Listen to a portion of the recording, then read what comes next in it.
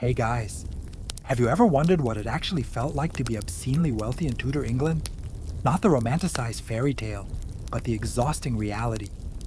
Would you trade your quiet, comfortable bedroom for a life where a dozen people watched you wake up, where putting on your clothes took an hour of physical labor, and where a single misunderstood glance from the king could send you straight to the tower? Tonight, on Millennia Tales, we are stepping into the magnificent, heavily perfumed, and beautifully dangerous world of the Tudor elite. Settle in, relax, and tell me, where are you drifting off to sleep from tonight? Congratulations. You've just woken up in Tudor England. The year is 1532. You are rich. You are powerful. You're wearing approximately $40 of clothing, and somewhere down the hall, a man is playing a lute whether you ask for it or not. You don't just wake up in Tudor England. You're woken up, dressed, observed, and ceremonially presented to the morning as if the day itself needs to be formally introduced to you. For the wealthy, rising from bed was less of a private act and more of a small theatrical production. A body servant or several would appear before you had any say in the matter, ready with warm water, clean linen, and the unspoken understanding that your time was too important to be spent doing anything as pedestrian as getting yourself dressed. The first thing to understand is that you did not set an alarm. You had people for that. A groom of the chamber or a personal attendant would arrive at the designated hour, usually somewhere around 6 to 1 or 7 in the morning, because the Tudor day started early and waited for no one, not even people with titles, and begin the process of bringing you back to consciousness in a manner appropriate to your station. There was warm water for washing your face and hands. There was, if you were particularly grand, someone whose specific job was to hand you a towel. Think about that for a moment. Someone's entire career trajectory included the phrase, "hands the Lord a towel." They practiced this. They took it seriously. And if they handed it to you at the wrong angle, there were consequences. The morning. Ritual was also, practically speaking, a meeting. Servants brought messages that had arrived overnight. A secretary might be waiting with correspondence that required an immediate decision. Your steward might need instructions about the days, household arrangements. All of this happened while you were still technically getting dressed, because the Tudor wealthy did not have the luxury of easing into the morning with a quiet cup of something warm and a few minutes of staring at nothing. The moment you were awake, you were on, and the getting dressed part, we'll get to the full horror of that in a moment, was itself a social event. Senior members of your household considered it an honor to assist you, handing you your shirt, adjusting your gown, passing you your hat, with two hands in the correct degree of reverence. These were not just chores, they were proximity to power. And proximity to power was currency. In a world with no stock market and limited investment options, being the man who handed the Erie's gloves was a perfectly respectable career. If you were at court, particularly during the reign of Henry VIII, the morning ritual became even more elaborate and even less private. The king's own morning routine, the lever, was a formal ceremony attended by senior courtiers who competed fiercely for the privilege of being present. If you were invited to stand in the royal bedchamber while the king was handed his shirt, you were doing well.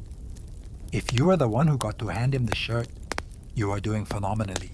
If you missed the lever because you overslept or got stuck behind a slow-moving cart on the way to the palace, you would spend the rest of the day subtly trying to figure out who had noticed. The whole system sounds absurd until you realize it was operating on a very clear logic. Visibility was safety. The closer you stayed to the king, the harder you were to quietly remove from the picture. Every morning, ritual was also a census. Who was present? Who was in favor? Who conspicuously was not there? You woke up, got handed a towel, and immediately began assessing the political landscape of the room. Welcome to a pleasant Tuesday morning in Tudor England. You're already exhausted, and breakfast hasn't even happened yet. The Tudor bedroom, for all its velvet hangings and enormous carved beds, was one of the least private spaces in the entire house. The grander your status, the more people had legitimate reasons to be in it at any given hour. Gentlemen of the bedchamber weren't just a title. They were an actual job held by real men who are expected to be physically present while you slept, dressed, and generally existed in your most personal moments. Privacy, as a concept, was largely a luxury that the Tudor rich could not afford. The great bed itself was a statement piece. 4 poster beds in wealthy Tudor households were enormous, heavily carved, draped in expensive fabric, and constructed with the specific intention of communicating that the person sleeping in them was important. The canopy wasn't decorative whimsy. It was functional insulation against drafts, and in the case of the very grandest households, a subtle demonstration of the cost of the textile work overhead.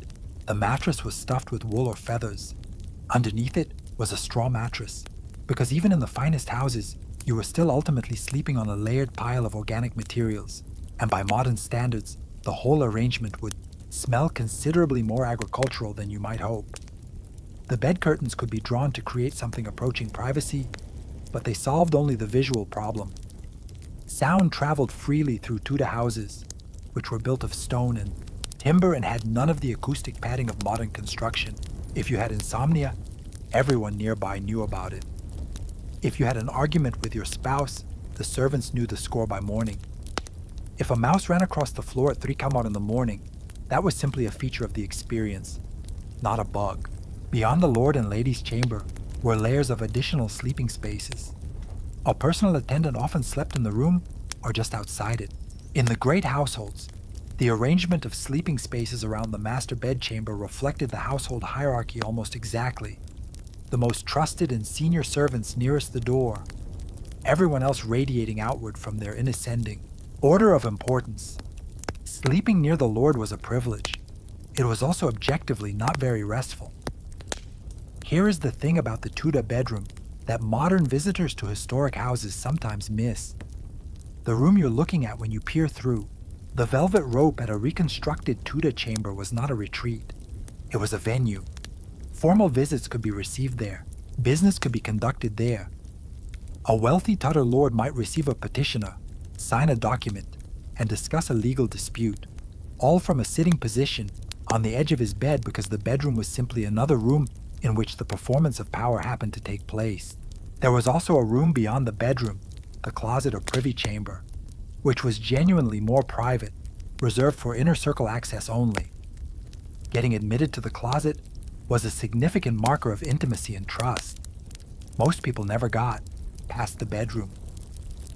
The bedroom, by contrast, saw a parade of attendants, secretaries, physicians, chaplain, and the occasional person who had wandered in looking for someone else and was too embarrassed to leave. At night, when the curtains were finally drawn and the candles snuffed, the Tudor bedroom became as close to quiet as the day ever got. The attendant breathed softly in the corner. The fire crackled down.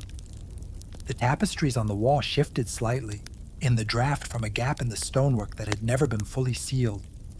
And somewhere down the corridor, someone was definitely still awake, and probably whispering about something political. Sleep tight. Getting dressed in Tudor England was not an event you could rush.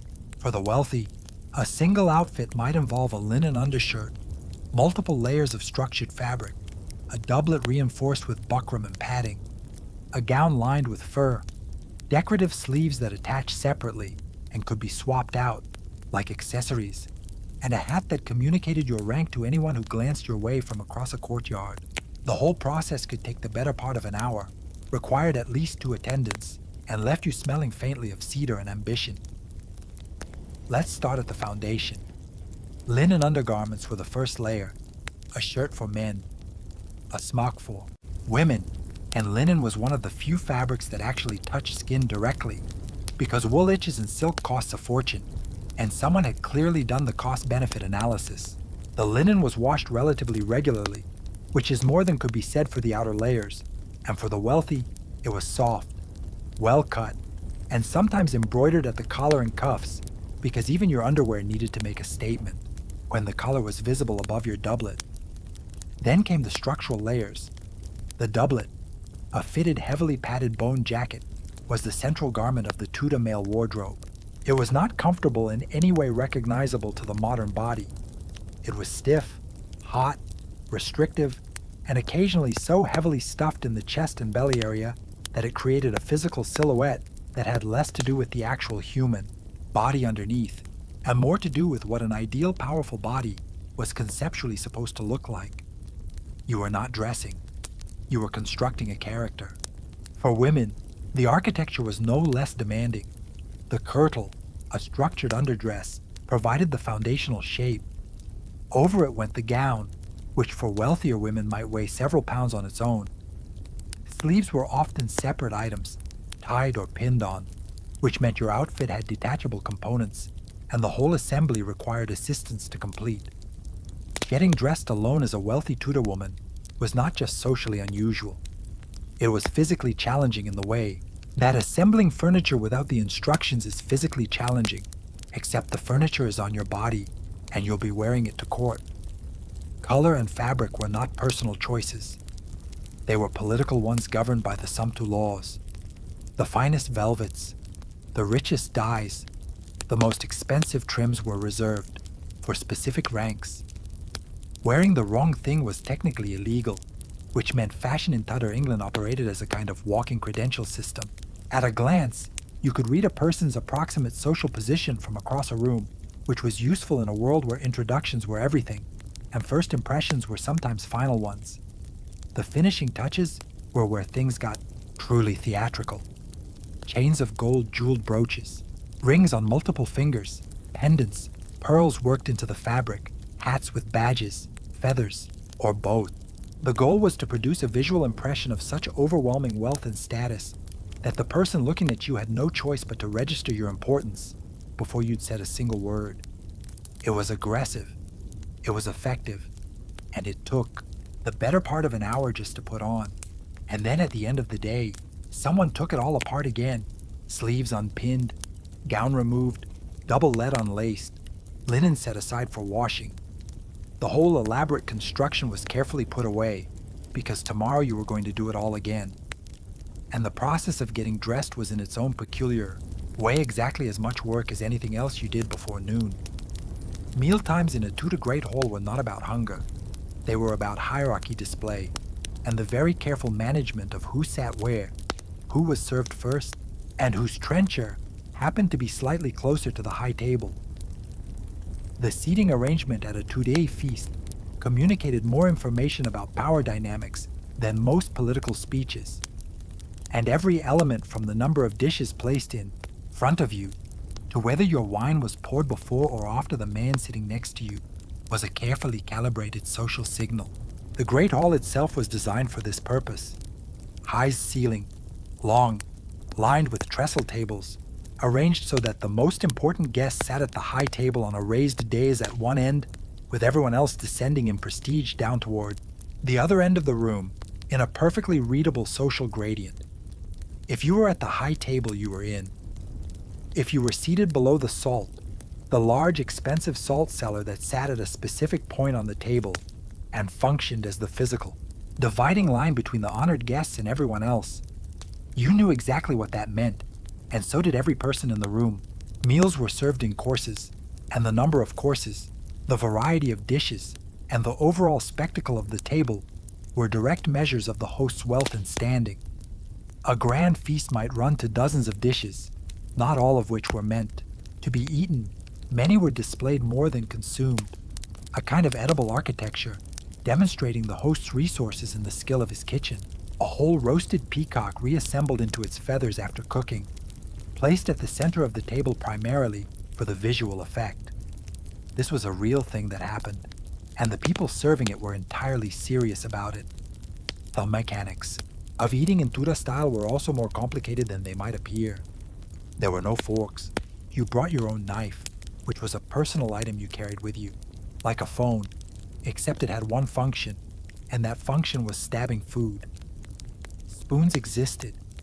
Fingers were acceptable and expected for many dishes. Food was served on trenches, thick slices of stale bread that absorbed the juices from the food placed on top and were sometimes eaten at the end of the meal, sometimes given to servants, sometimes donated to the poor waiting outside, depending on the household's customs and the state of the bread. Grace was said before and after meals by a chaplain who had been waiting patiently for this exact moment.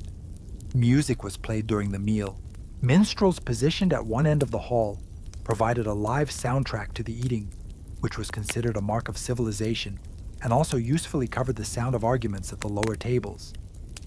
Servants moved continuously through the hall, carrying dishes from the kitchens at a pace determined by an elaborate choreography of courses and removes. Each one announced and cleared with the kind of precision that implied considerable rehearsal. The lord of the hall eating publicly was also a demonstration of his open-handedness. The tradition of hospitality meant that members of his extended household, retainers, and even guests of relatively modest means might all be fed at his expense in the same hall, which demonstrated that he was powerful enough to provision all of them. Running a great hall was enormously expensive. The food alone for a major feast could cost what a skilled craftsman earned in months. But the alternative appearing mean or, worse, unable to afford it, was far more expensive in the currency that actually mattered, which was reputation. You ate publicly, extravagantly, and with a full audience, because in Tudor England being seen eating well was almost as important as eating well. The Tudor wealthy ate with the specific goal of making everyone around them understand that they were wealthy. Whole roasted birds, elaborate pies with decorative crusts, dishes colored with saffron because saffron was expensive, and that was the whole point. Subtleties, elaborate sugar sculptures made to look like castles, animals or coats of arms were placed on the table, not really to be eaten, but to be admired, discussed and used as evidence that the host had money to spend on things that were purely decorative and made of refined sugar. Meat was the centerpiece of any genuinely prestigious Tudor meal, and the variety was remarkable by any era standards. Beef, venison, mutton, pork, veg rabbit, hare, game birds of every description, pheasant, partridge, woodcock, heron, bittern, and the aforementioned peacock, which was served with its feathers still attached because nobody was going to pass up that presentation opportunity. Swans were eaten, reserved specifically for the wealthy since they were technically property of the crown, which meant that eating a swan was simultaneously a culinary choice and a minor act of status signaling. You were not just eating a bird, you were eating a bird that lesser people weren't allowed to eat. The flavor, by most accounts, was aggressively guy and not particularly worth the effort. The symbolism, however, was impeccable. Fish featured heavily for religious reasons. The calendar year was riddled with fast days when meat was forbidden, and the wealthy observed these with the same dedication to extravagance they brought to everything else. Fast days didn't mean modest meals. They meant elaborate fish dishes prepared with the same level of kitchen effort and display as any feast. Salted cod, fresh river fish, exotic imports from the continent. The wealthy managed to make religious abstinence look extremely expensive, which, given that much of the point of Tudor wealth was looking expensive, was exactly on brand. Spices were the ultimate flex. Pepper, cinnamon, cloves, nutmeg, ginger, mace. All of these were imported from considerable distances, cost significant money, and were used with what we might now charitably describe as enthusiasm. Tudor recipes call for quantities of spice that would strike a modern palate as somewhere between adventurous and reckless. A single dish might contain multiple warm spices, layered in a way that made the ingredient sourcing as much a part of the statement as the cooking. You weren't just feeding people. You were demonstrating your access to global trade networks through the medium of a heavily seasoned pie. Bread came in multiple grades, and which grade you were served was another social signal. The finest white, man-ship bread, small, soft, made from sifted white flour, was for the high table. Coarser bread made from less refined flour was for the lower tables. The guests receiving the good bread could see the guests receiving the inferior bread. The guests receiving the inferior bread could see the good bread going the other direction. Everyone understood the communication being made and filed it accordingly. And then there were the drinks. Wine imported from France and the Mediterranean was the prestige drink of the Tudor wealthy and was consumed in quantities that suggest either tremendous tolerance or a pragmatic approach to the afternoon. Ale and beer were also served. Even the wealthy drank them. But the quality of your wine, the variety of your wine, and the size of your wine cellar were all markers of standing. Being a good host meant, among other things, making sure nobody's cup was empty for long. After the feast, when the guests had eaten their fill of spiced dishes and elaborate pies, and had admired the sugar castle long enough, the whole performance concluded. The tables were cleared, and everyone who had participated went home slightly full, slightly drunk, and fully aware of exactly where they stood in the world.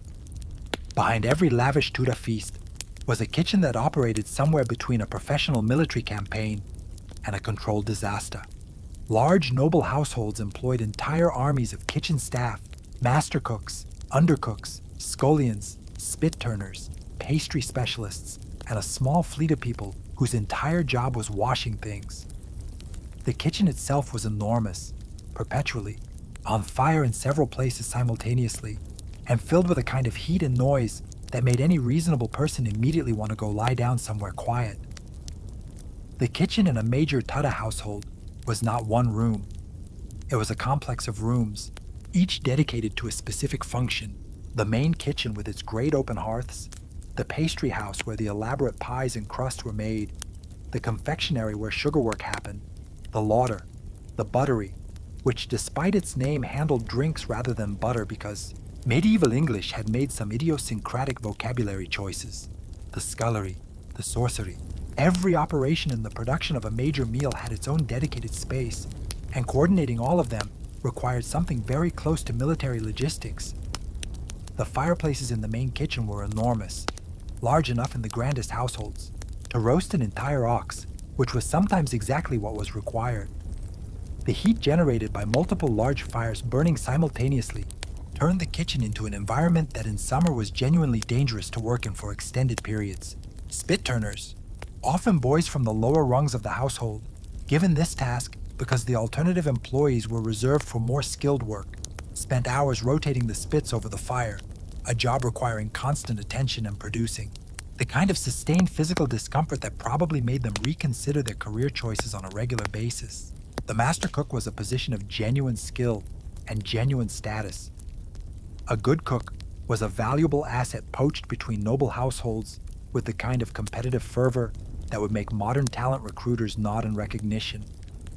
The master cook oversaw the entire production, managed the junior staff, controlled the spices, and bore personal responsibility for the quality of everything that left the kitchen.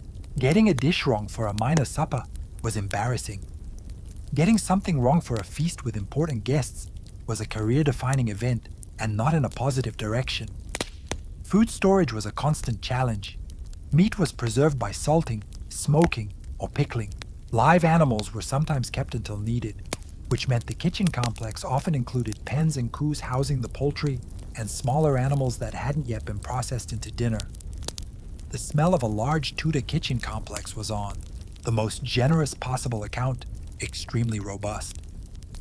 On a hot August afternoon with multiple fires going and a full feast in production, it was an olfactory experience that visitors probably remember very specifically, even now. The serving process was another logistical feat.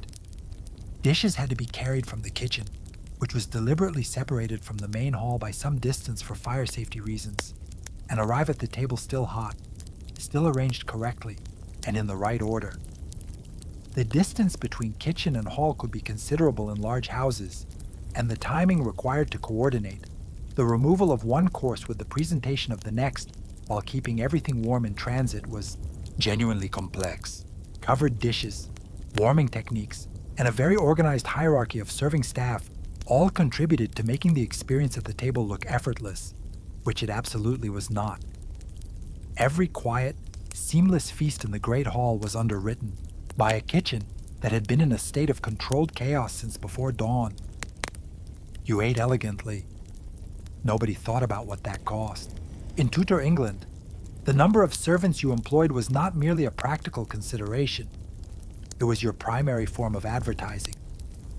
A great lord might have hundreds of people in his household, many of whom performed jobs that barely needed doing, simply because having them there demonstrated that you could afford to have them there. A gentleman usher to clear your path through a corridor, a carver to cut your meat, a cupbearer to hand you your cup in a way that was ceremonially distinct from simply picking it up yourself. The household was organized into a strict hierarchy that mirrored, and in some cases amplified, the social hierarchy of Tudor England more broadly. At the top sat the Lord Chamberlain, or steward, who managed the entire domestic operation, and whose authority over the household was within that sphere almost absolute. Below them, a series of specialized officers overseeing each department: the kitchens, the stables, the chapel, the chambers, the financial accounts. Below them, the upper servants, gentlemen, and gentlewomen of the household, who occupied their positions partly as service and partly as a mark of their own family standing, because placing a younger son or daughter in a great household was considered an advantageous arrangement. Below them, the yeomen and grooms at the base, the pages, and the various positions that sounded important, but mostly involved carrying things. Many of the upper servants were themselves from gentle or even noble families. Serving in a great household wasn't the indignity it might appear to a modern eye. It was an education in manners, politics, and social navigation. A boy who spent his formative years in a duke's household, learning how to move through rooms correctly, address superiors appropriately, and absorb the behavioral codes of the upper aristocracy, was being set up for a career that required exactly those skills. The household was a finishing school that happened to involve quite a lot of actual work. The sheer scale of provisioning a large household was staggering. Accounts survived from Tudor-Greek houses, recording the quantities of food, fuel, and supplies consumed annually. Numbers that suggest the household functioned more like a small town than a domestic establishment. Hundreds of people were fed daily. Stables housed dozens of horses. The laundry alone was a substantial operation.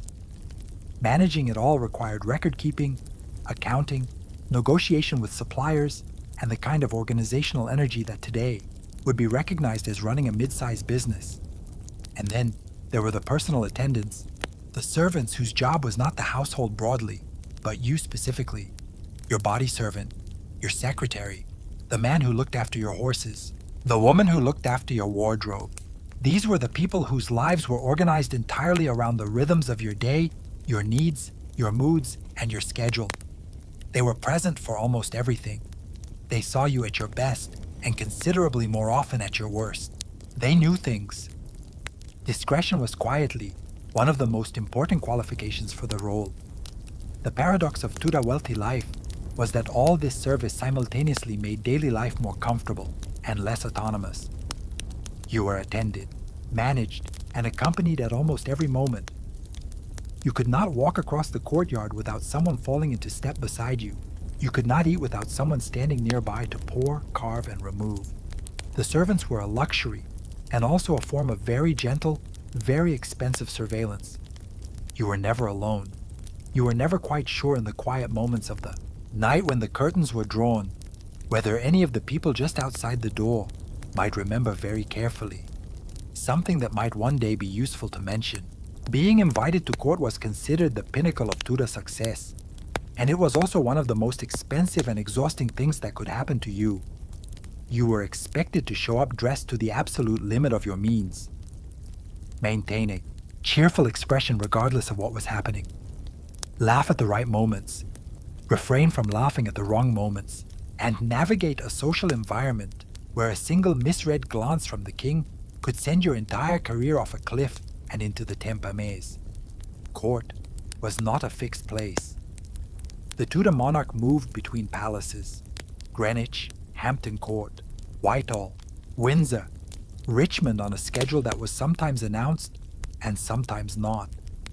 And following the court required both the organizational capacity of someone comfortable with frequent relocation and the financial resources to make that relocation look effortless. You did not show up at Greenwich in the same outfit you wore to Hampton Court last week. You showed up in something different, something equally impressive, something that communicated you had not been sitting at home in the country wearing old wool and eating yesterday's pottage. Court required an entire separate wardrobe, a court wardrobe maintained specifically for this environment and representing an investment that could easily exceed what a yeoman farmer earned in several years. Once at court, your time was not your own in any meaningful sense.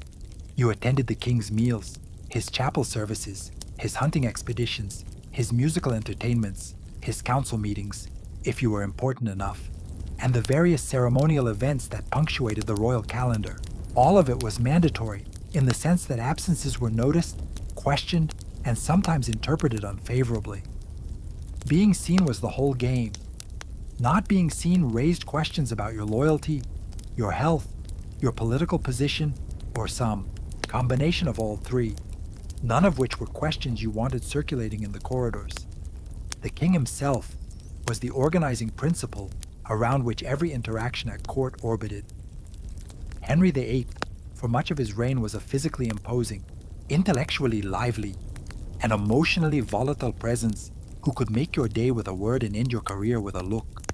Getting his attention was the goal. Keeping his favor once you had it was the challenge. He was generous to those he liked, lavish even, distributing lands and titles and positions with the enthusiasm of someone who genuinely enjoyed being adored. He was also, as various people found out, at considerable personal cost, capable of a total and permanent reversal of affection so swift that it left the recipient bewildered even as the walls closed in. The competition for royal favor was therefore constant, low-grade, and occasionally vicious.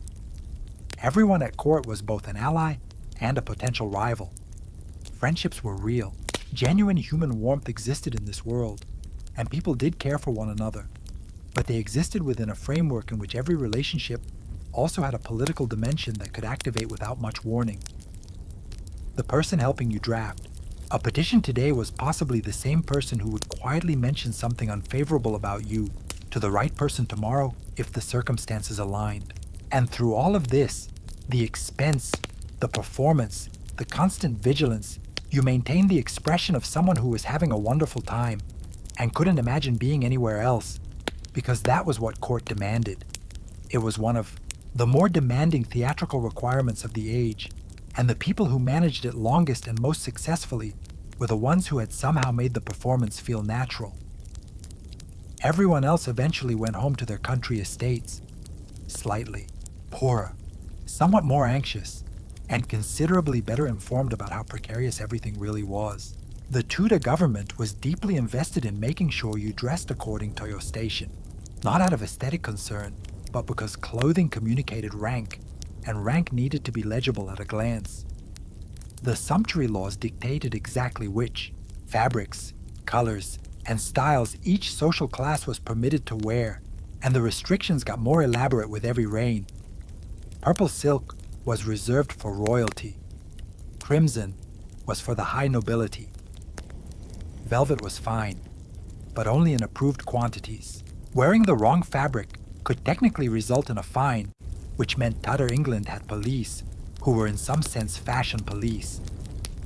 The logic behind the Sumptu laws was straightforward if somewhat unflattering, about the anxieties of the ruling class. If anyone could dress like an aristocrat, you could no longer tell who was an aristocrat. The visual language of rank, the thing that allowed you to identify at 50 paces, whether the person walking toward you was someone you needed to bow to, or someone who needed to bow to you, would break down entirely. The whole social order depended on legibility, and clothing was one of its primary texts. Allowing a successful merchant to walk around in purple silk was not just a fashion problem, it was a conceptual crisis.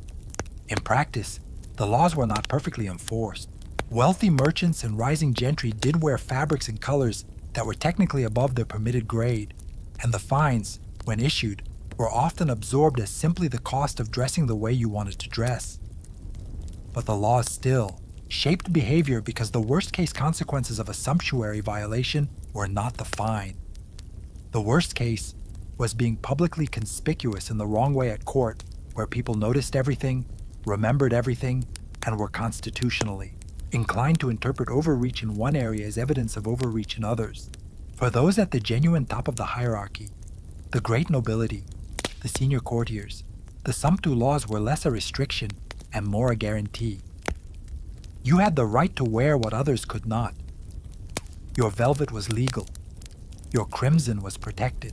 When you walked into a room wearing the fabrics that your rank entitled you to, you were wearing that entitlement visibly and literally on your body, which was satisfying in the way that being right is satisfying when you have documentation to prove it.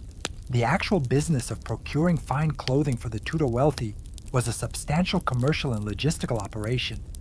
Fine woolens came from England's own cloth industry, but the most prestigious fabrics, Italian silks, Flemish velvets, luxury breeds worked with gold and silver thread were imported at considerable expense. London's merchant community included specialist importers of luxury textiles, and a great household might spend sums on a single year's clothing that would seem extraordinary, even adjusted for inflation. Buttons alone, particularly jeweled or enameled ones, could cost more than a skilled worker's monthly wage. There were also accessories which operated by their own complex grammar. The wrong hat in the wrong context was a statement, whether you meant it to be or no. The angle at which you wore it, whether the brim was turned up or down. The badge pinned to the front communicating your allegiances. Gloves of specific styles indicated specific occasions. The length of a gown indicated your seriousness of purpose, or lack thereof. Getting dressed in Tudor England required fluency in a visual language that most people absorbed from childhood, and getting it wrong, or being seen to have gotten it wrong, was the kind of social stumble that people at court would still be mentioning, in passing several months later, in a tone of voice suggesting they had completely forgiven you for it. Here is the part where it becomes necessary to revisit some assumptions about the good old days of Tudor luxury. The wealthy certainly had better access to water, linen, and fragrant herbs than everyone else, but the baseline of personal hygiene in 16th century England would not pass modern inspection by any metric. Bathing happened, but not frequently, not necessarily thoroughly, and not in conditions that would be recognizable as pleasant. The rich smelled better than the poor, primarily because they could afford to layer their smell with more expensive things. Bathing in the full immersion sense, a wooden tub, heated water, actual submersion did occur in wealthy Tudor households, but it was not a daily event. It was not even a weekly event for most people. The medical thinking of the period, drawing on Galenic theory, held that opening the pores of the skin through bathing created pathways for disease to enter the body, which meant that washing too thoroughly could, according to the best available science of the day, kill you. In fairness to Tudor physicians, germ theory was several centuries away, and the advice to avoid frequent bathing was at least internally consistent with a worldview in which the relationship between cleanliness and health was not yet understood. It was still, by any objective measure, not a great situation. What the wealthy did instead was a great deal of linen management. The principle held that clean linen against the skin absorbed the body's impurities, transferred them from the body to the fabric, and could then be laundered separately, leaving the body itself effectively cleansed by proxy. This meant that frequent changing of linen undergarments was the Tudor wealthy person's primary hygiene practice, and a household that could afford to have a large quantity of high-quality linen on rotation was a household that could afford to be, by the standards of its time, quite clean. A merchant or tradesperson might own a handful of linen shirts. A great lord might own dozens. The difference was considerable, if not in ways that a modern nose would necessarily register as adequate. Perfume, scented oils, and pomanders, small, pierced balls of aromatic substances carried in the hand or hung from the belt, served the dual purpose of applying a more desirable smell and of theoretically protecting against disease carried in bad air. The miasma theory of disease held that illness spread through corrupted air and that sweet-smelling things could offer some protection. This meant that a great Tudor court was substantially more perfumed than any modern workplace, with the accumulated scent of multiple commanders, scented gloves, perfumed handkerchiefs, and whatever had been burned for fragrance in the various chambers, all combining into something that was probably quite intense. Hair was combed and arranged but washed infrequently. Teeth were addressed with cloths, sometimes treated with various pastes or powders, and the results were predictably mixed. Gum disease and tooth loss were common across all social classes, though the wealthy, with their greater access to sugar, which was expensive enough that eating it was a status symbol, arguably had a specific advantage in destroying their teeth faster than anyone else. Being rich in Tudor, England meant enjoying the luxury of having your teeth rot from something exclusive rather than something ordinary. The irony, of course, is that from a distance, the Tudor wealthy looked magnificent, Silks, jewels, embroidery, gold chains, finely arranged hair, faces carefully composed into expressions of authority or elegance. The portrait, held up. The first impression dazzled. It was only up close that the picture became more complicated, which was in a world organized around the maintenance of impressive appearances, perfectly manageable. You kept your distance. You wore your perfume. You changed your linen. And you trusted that everyone else in the room was working with the same set of compromises, which they absolutely were. For all the grandeur of a Tudor great house, the tapestries, the carved stonework, the 16ft dining tables, the sanitation situation remained stubbornly medieval. The guardrobe, a small closet-like chamber that jutted out from the exterior wall and dropped waste directly into a pit, moat, or in some cases, the garden was the standard arrangement. Grander houses had more of them. Richer lords had them lined with slightly better materials. But the fundamental experience of using one at 2 in the morning in January was by all accounts not improved by well. The guardrobe was structurally a hole in the wall with a stone or wooden seat over it.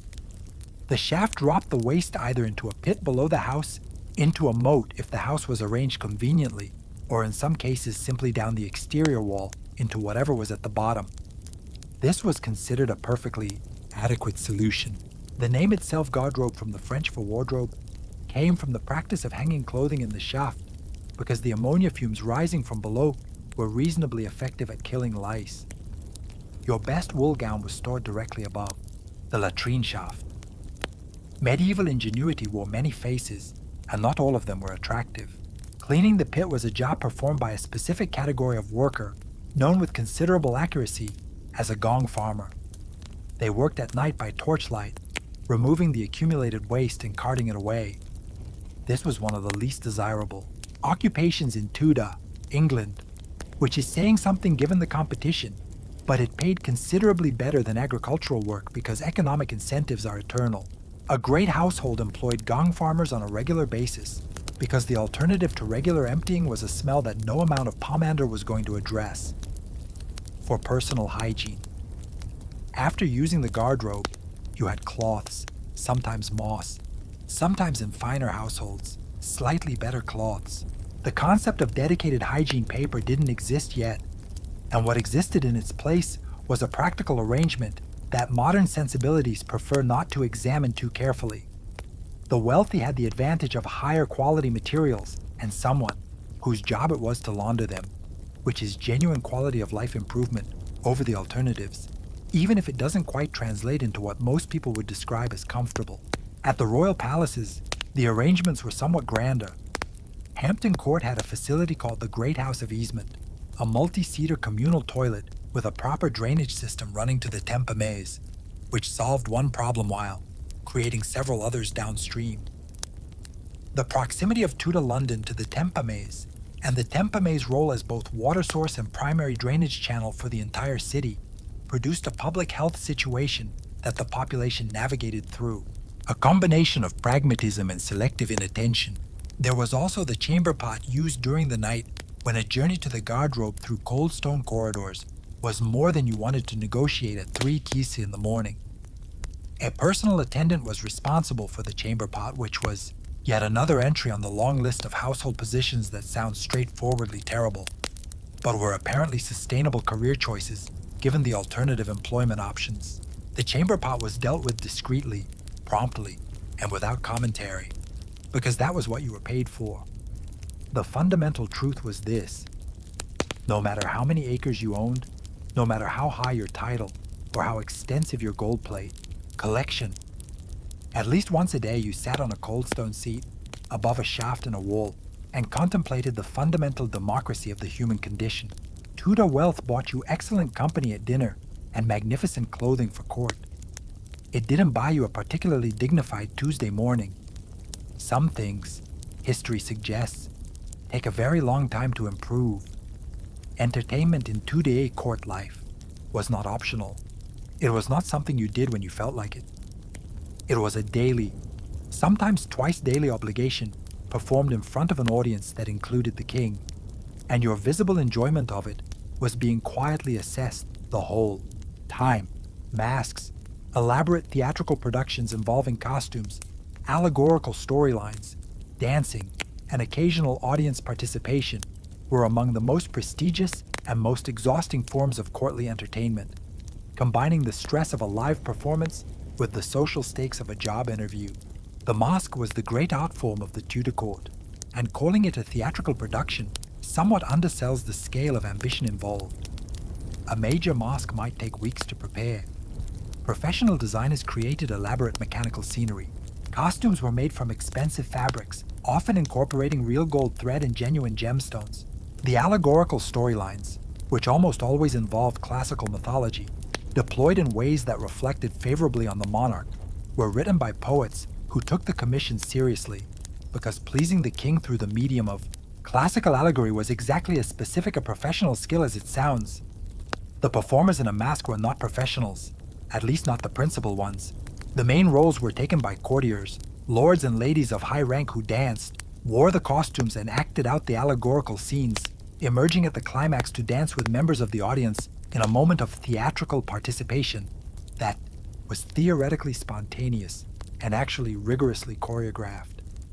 If you were a courtier of any standing, you danced. You danced at court entertainments.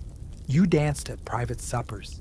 You danced when the king decided dancing was what the evening required, and you danced competently, because dancing badly in front of Henry VIII was not the impression you were trying to make. Music was everywhere in Tudor court life. Henry VIII was, himself, a capable musician and composer. Several pieces survive that are attributed to him, including what may be the most historically significant piece of music ever composed by someone who was simultaneously dissolving monasteries, and his court reflected his enthusiasm. Professional musicians were employed in substantial numbers, playing at meals, at entertainments, at religious services, in private chambers, and in essentially any other context where the presence of music could be justified, which in Tudor court culture was almost any context at all.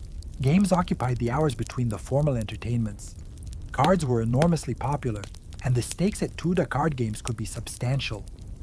Significant sums of money changed hands at the gaming tables of the court, and the king himself was known to lose considerable amounts without visible distress, which was either admirable equanimity or a useful reminder that the money meant something different at his scale. Gambling on cards, dice, and various other games was woven into the fabric of court social life, and being a good sport about losses was considered a basic competency. Winning too aggressively from the wrong person was not.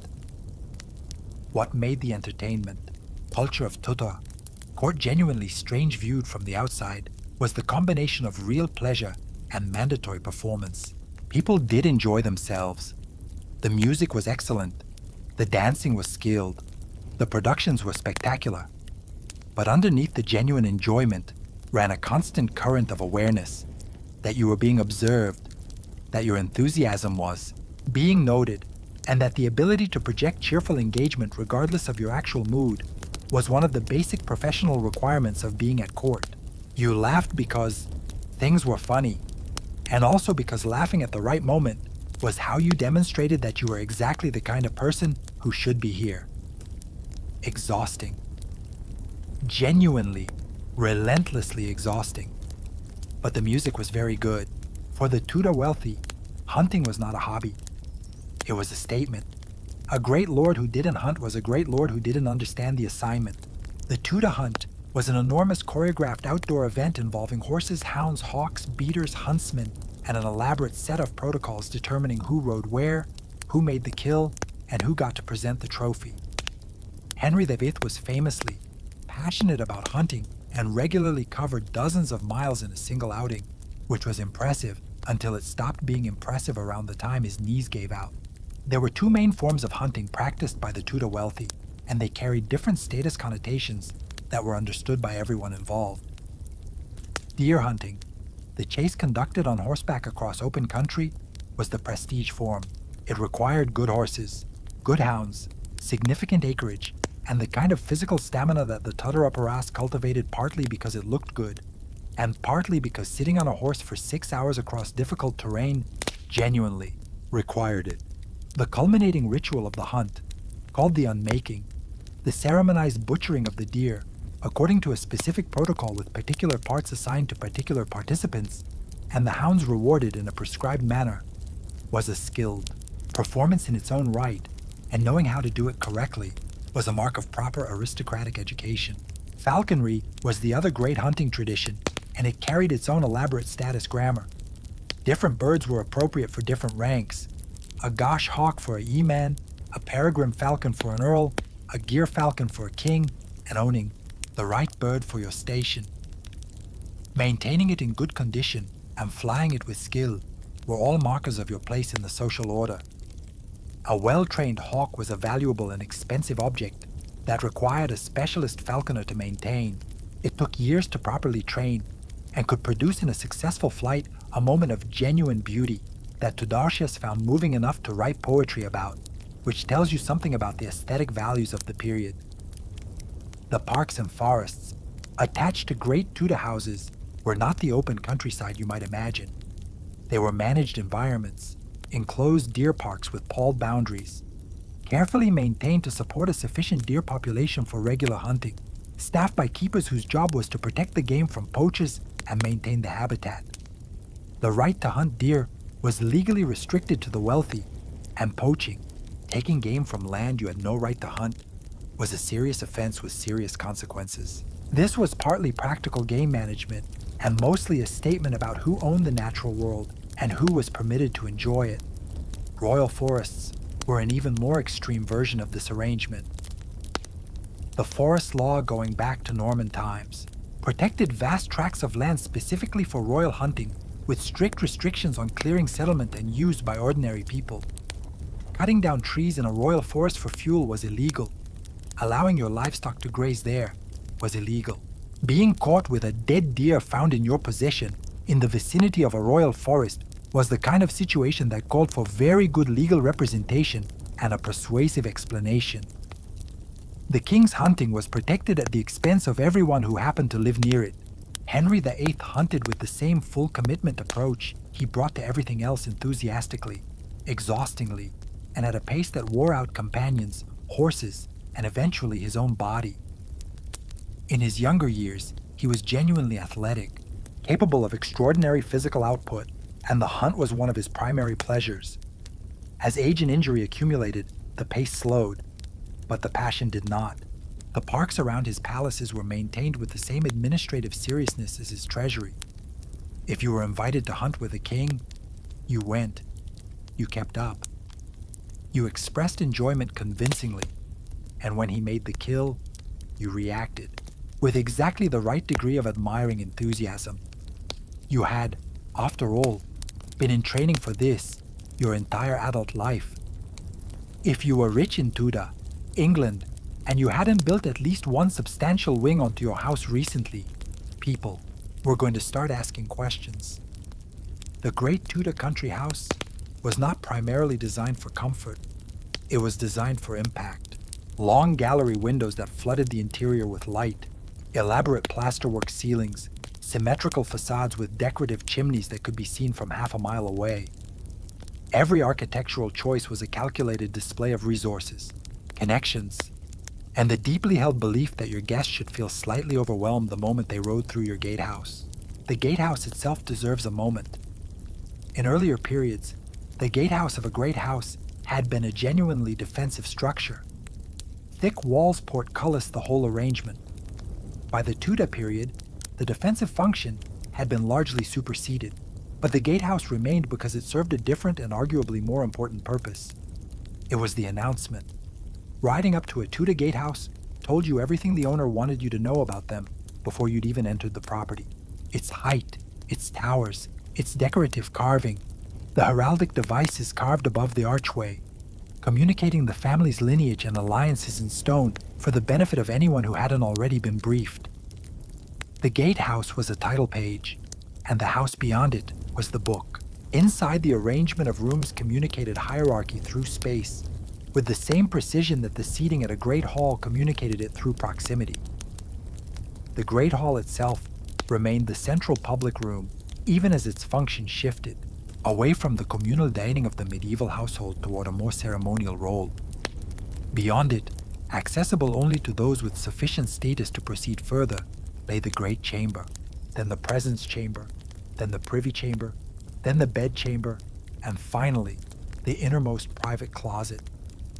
Each successive room was smaller, more intimate, more richly decorated, and accessible to fewer people. The architecture literally enacted the Tudor social order, filtering people out as they moved inward until only the most trusted remained at the center.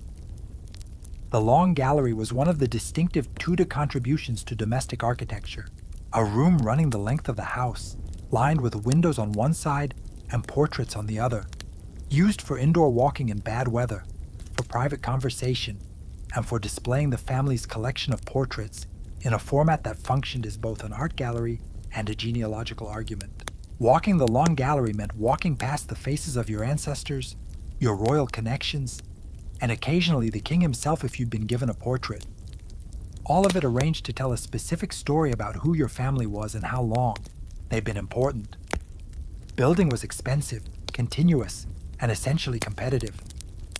When you heard that your neighbor had added a new great chamber with a plasterwork ceiling from Italian craftsmen, the pressure to respond with something equally impressive was real. When the king expressed admiration for a particular house, every nobleman with building ambitions immediately took mental notes.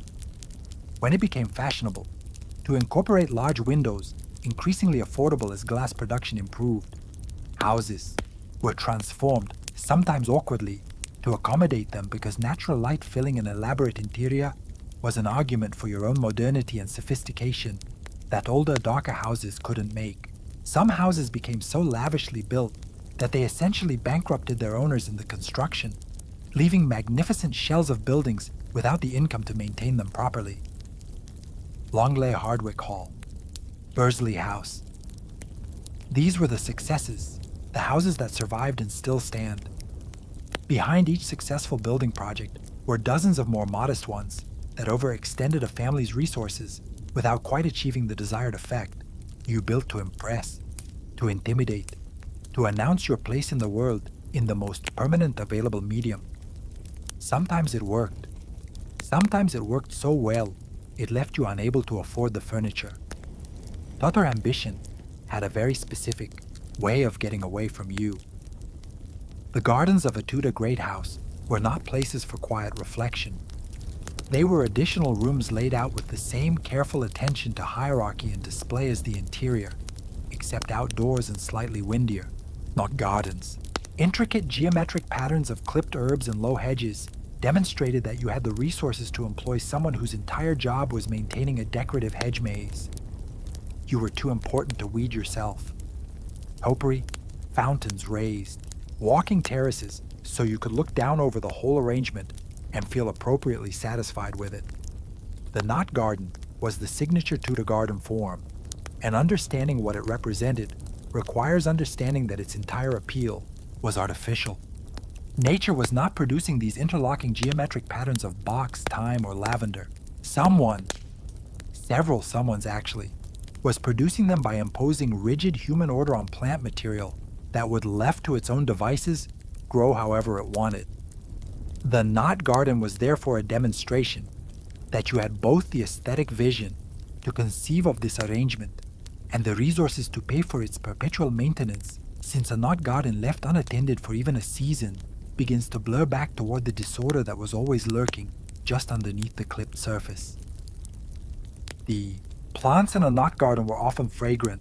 Herbs like lavender, rosemary, thyme, and santalina were popular choices, which meant that walking through it produced both a visual and olfactory experience that the Tudors found genuinely pleasurable. Scent was valued highly in a period when pleasant smells were understood to have protective qualities against disease, and a garden that smelled good was a garden that was doing its job on multiple levels simultaneously. The rosemary borders of a great Tudor garden were simultaneously decorative, fragrant, and theoretically health-promoting, which is a level of multitasking most garden features don't achieve. Beyond the knot garden lay the wider grounds, which might include orchards, kitchen gardens, herb gardens, fish ponds, and in the grandest houses, a deer park that extended the managed landscape for miles in every direction. The kitchen garden was a practical installation: vegetables, fruit, culinary herbs. But even here, the layout tended toward geometric order because the Tudor eye found irregular arrangements vaguely unsettling, and the demonstration of control over the natural world extended even to the cabbage rows. A well-organized kitchen garden was itself a point of pride, and a great household's ability to provision its own table from its own land was a marker of self-sufficiency that complemented the other displays of wealth. Water features were prestige items. A garden fountain required both the engineering to create it and the ongoing management of the water supply to keep it running. Tudor garden designers incorporated channels, ponds, and fountain jets with enthusiasm because moving water was expensive and therefore excellent. Hampton Court had water gardens that drew visitors specifically to see them. Smaller houses aspired to something comparable at their scale, and the sound of running water in a garden was the Tudor equivalent of a status symbol that also happened to be pleasant, which was not always the case with Tudor status symbols. The garden was also a social space, a venue for walking, talking, and being seen in an outdoor setting that offered slightly more freedom of movement than an indoor room, while maintaining the same general framework of display. Private walks in the garden could be genuinely private, or they could be carefully managed semi-private conversations conducted in a setting where the formality of the Great Hall didn't apply, but the awareness of observation never quite disappeared. The garden path offered the illusion of candor. The roses listened. The box hedges were, one always suspected, entirely too close to the windows. Being wealthy in Tudor England meant having access to physicians rather than barber surgeons, which sounds like an improvement until you find out what Tudor physicians actually did.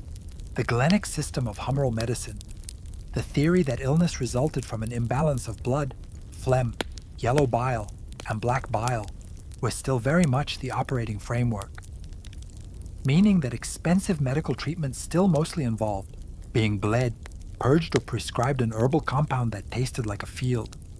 The primary advantage of wealth was that your suffering came with better bedside manner.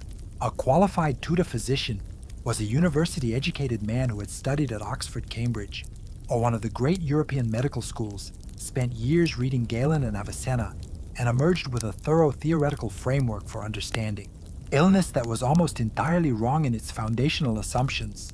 He could speak Latin, debate the fine points of humoral theory with considerable sophistication, and explain exactly why your fever was caused by an excess of hot and wet humors, with the confident precision of someone describing something real. What he could not do was cure most of what ailed you. The confidence, however, was genuine and considerable, and in the Tudor period that counted for something. The uroscopy, examination of the patient's urine, was the physician's primary diagnostic tool.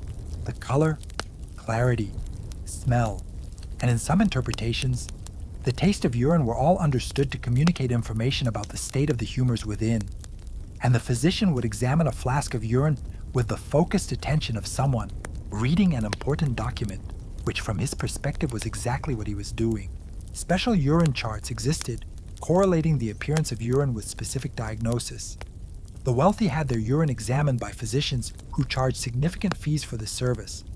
Whether this produced better outcomes than no examination at all is one of those questions that medical historians approach with a certain diplomatic care. Bloodletting remained central to treatment. The principle held that removing blood could rebalance the humors, reduce fevers, and address a remarkable range of complaints. The quantities removed varied. The timing was governed by astrological considerations, and the process was conducted either by the physician himself or by a barber surgeon working under instruction. Leeches were another option. Placed on specific points of the body, they drew blood in a more controlled manner and had the advantage of being self-limiting once they were full. Tudor patients received leeches with resignation. They were preferable to the lancet and produced a specific kind of mild horror that was still better than many of the alternatives. Herbal medicine was the other major component of Tudor medical practice. And here, the picture is somewhat more generous. Many of the compounds prepared from plants had genuine biological activity. Willow bark, which contains salicylic acid, the active ingredient in aspirin, was used for pain and fever. Various herbs had genuine antimicrobial or anti-inflammatory properties. The extensive pharmacopoeia of Tudor herbalism contained among the wholly ineffective remedies, and the frankly dangerous ones, a meaningful number of preparations that did something useful. The problem was that the theoretical framework explaining why they worked was entirely wrong, which made it difficult to develop the knowledge systematically or to distinguish the genuinely effective treatments from the placebos that accompanied them. What wealth bought you in medical terms was access, attention, and the best available standard of care, which was better than nothing, better than the treatment available to the poor, and still fairly likely to leave you worse off than you started if you were unlucky enough to require significant intervention. The king had personal physicians on permanent retainer. Great lords had physicians attached to their households, and when things went seriously wrong, when the fever didn't break, when the wound turned, the physician sat at the bedside, adjusted the diagnosis, recommended further bloodletting, consulted the stars, and did his best within a system that, for all its elaborate theoretical sophistication, was mostly waiting for the patient's immune system to decide the question on its own. For wealthy women in Tudor England, life was a series of contradictions. You could be enormously influential, shaping alliances, managing estates, directing the household economy, and wielding soft power in ways that never appeared in the official record, while simultaneously having almost no formal authority and being legally considered your husband's property. The great Tudor noblewoman operated within a system designed to limit her, and the most successful ones became extraordinarily skilled at achieving their goals entirely through the channels the system didn't think to close. The legal framework was unambiguous about where women stood. Under the doctrine of coverure, a married woman's legal identity was subsumed into her husband's. She could not own property independently, could not enter into contracts in her own name, could not appear in court as a legal principal. Everything she brought to the marriage became her husband's. Everything she earned, managed, or cultivated during the marriage was her husband's. If he died, her legal identity snapped back into its own shape, and widowhood was, paradoxically, one of the few states in which a wealthy woman had genuine legal autonomy. Many Tudor noble women were considerably more powerful as widows than they had been as wives, and some were in no hurry to relinquish that status. Within the constraints, the range of actual influence was remarkable. The management of a great household, a complex operation involving hundreds of people, significant finances, and constant logistical demands, fell largely to the lady of the house, and managing it well required. Exactly the skills that formal legal arrangements pretended women didn't possess: financial management, negotiation with suppliers, supervision of staff, hospitality on a grand scale. All of this was her domain. A great lord whose wife was an effective household manager was a great lord whose affairs ran smoothly in his frequent absences. The work was invisible precisely because it was done well. At court, the Queen's ladies-in-waiting occupied a position of extraordinary proximity to power. Being a gentlewoman of the Privy Chamber placed you in daily intimate contact with the Queen, helping her dress, accompanying her, reading to her, sitting with her in the closest private spaces of the palace. The information that flowed through those spaces, the moods, the preferences, the private opinions of the most powerful woman in the country, was enormously valuable. And the women who occupied those positions were not passive recipients of it. They were active participants in the information economy of the court, passing intelligence outward, carrying petitions inward, and navigating the same currents of favor and danger that their male counterparts managed in the outer chambers. Education, for women of the Tudor upper class, was genuinely impressive by the standards of the age. The humanist movement of the early Tudor period produced a generation of women with genuine scholarly accomplishment, fluent in Latin, knowledgeable in classical literature, capable of engaging in theological and philosophical debate with the most learned men of the period. Catherine of Aragon was a woman of serious intellectual achievement. Lady Jane Grey read Greek for pleasure. Elizabeth I translated classical texts before she was a teenager. These were not unusual accomplishments for women of their class. They were the expected standard. What the education produced and what the legal framework refused to accommodate was the contradiction at the heart of Tudor women's experience at the top of society. You are trained to think clearly, to speak eloquently, to understand the world in sophisticated terms, and then directed to exercise those capabilities exclusively through influence rather than authority, through suggestion rather than decision, through the patient management of a husband's opinion rather than the direct expression of your own. The most successful Tudor noblewomen managed this contradiction with extraordinary grace. The ones who struggled with it, who pushed against the arrangement too visibly or failed to find the channels that were available to them, became cautionary examples in a culture that was never short of cautionary examples. The humanist education movement of the Tudor period meant that the children of the wealthy were put through a genuinely rigorous curriculum by the standards of any era. Latin was mandatory and foundational. Greek was desirable. Rhetoric, logic, history, music, mathematics, all expected. For boys of the nobility, this was preparation for a life in royal service, law, or the church. For girls of the same class, the picture was more complicated.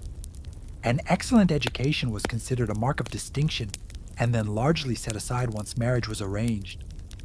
Latin was not optional, a background subject or something you vaguely absorbed.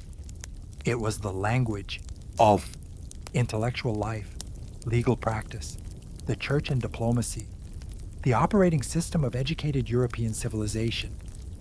And a Tudor nobleman's son who couldn't read and write Latin fluently was a Tudor nobleman's son who was going to be at a significant disadvantage in almost every professional context he'd ever encounter. The study of Latin began early, proceeded through the reading of Cicero, Virgil, and Caesar, and produced in the best cases men who could compose prose in classical Latin with genuine style, and who found reading ancient texts as natural as reading their mother tongue. The curriculum was shaped heavily by the influence of humanist scholars like Erasmus and Thomas More, who argued that the purpose of education was not merely practical competence, but the formation of character, the development of the virtues, the cultivation of judgment, the shaping of a mind capable of wisdom rather than merely information. This philosophy produced an educational approach that combined classical languages with moral philosophy, history with rhetoric, and all of it with the underlying assumption that the person being educated was going to be exercising significant responsibilities and needed to be prepared for them at the deepest level. Tutors were the primary educational mechanism for the children of the wealthy. A great household might employ several: a humanist scholar for the classical languages and liberal arts, a music master for instrument and voice, a dancing master for the court dances that social life demanded. For the grandest families, tutors of genuine scholarly distinction were sought, men who had studied at the best European universities, who had published, who brought real intellectual weight to the enterprise.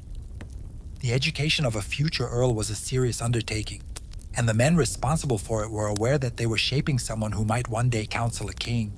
Boys of the nobility also commonly spent time in the households of other great lords, not as servants in any demeaning sense, but as pages and gentlemen waiting, absorbing the practical education of great house life alongside the formal academic.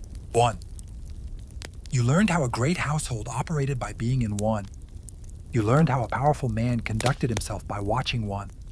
You learned the social codes, the behavioral expectations, the subtle gradations of rank and courtesy that no tutor could fully convey in a classroom.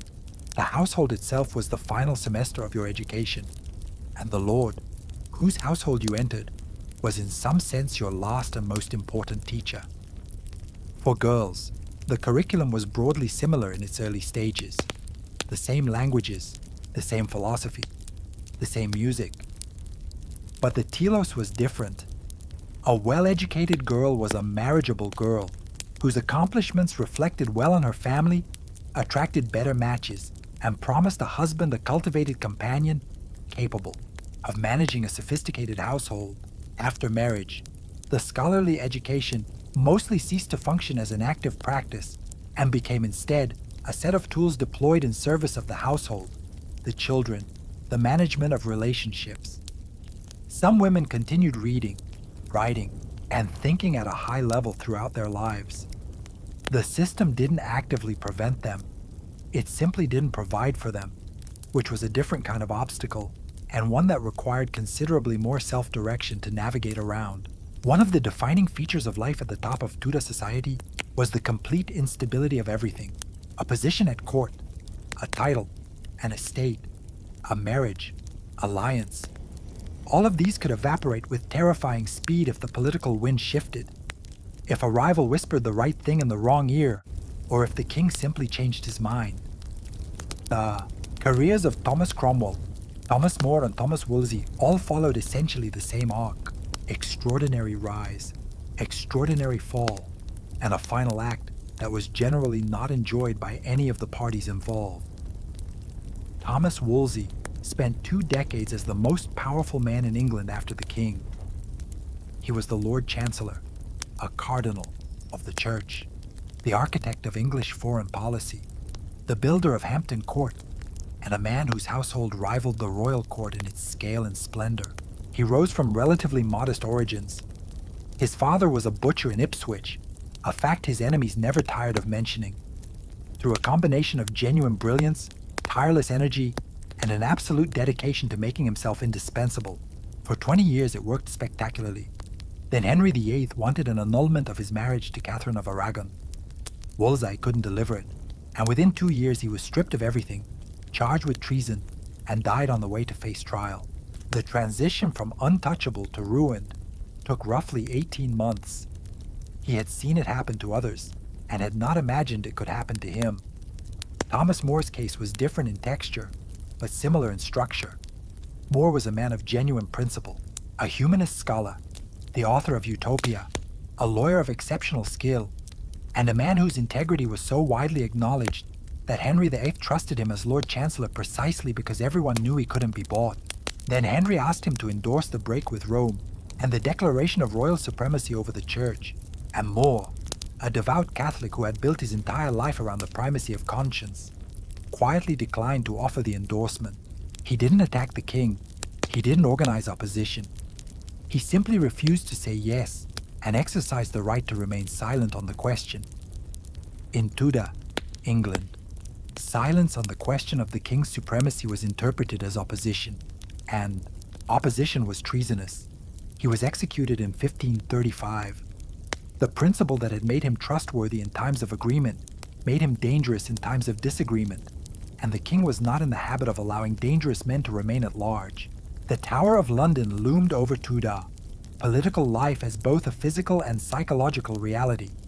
It was a prison, but it was a specific kind of prison, one reserved for people of consequence, for the lords and ladies and councillors whose situations had shifted dramatically enough that they needed to be contained while their fates were decided. Being sent to the tower was not automatically a death sentence. People were sometimes released, sometimes after considerable periods of confinement, sometimes restored to partial favor, but it was never reassuring. And the knowledge that the tower existed, that the barge could come for anyone on any morning, was a background condition of Tudor court life that everyone lived with, and almost nobody discussed directly.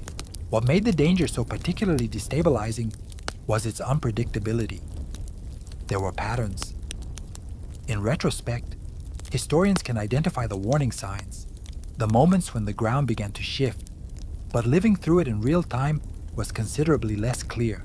Favor was warm, and then it was cool, and then it was cold, and then it was dangerously cold, and each gradation looked from the inside like it might be temporary. The people who survived longest were Theones who read the signals earliest and moved accordingly, stepping back before they were pushed, retiring to their country estates before the summons arrived, making themselves small enough that the storm passed over them. It required extraordinary political intelligence, excellent information, and a willingness to sacrifice. Position before position was taken from you entirely. Some managed it, many didn't. All of them spent a considerable portion of their careers being quietly, comprehensively afraid.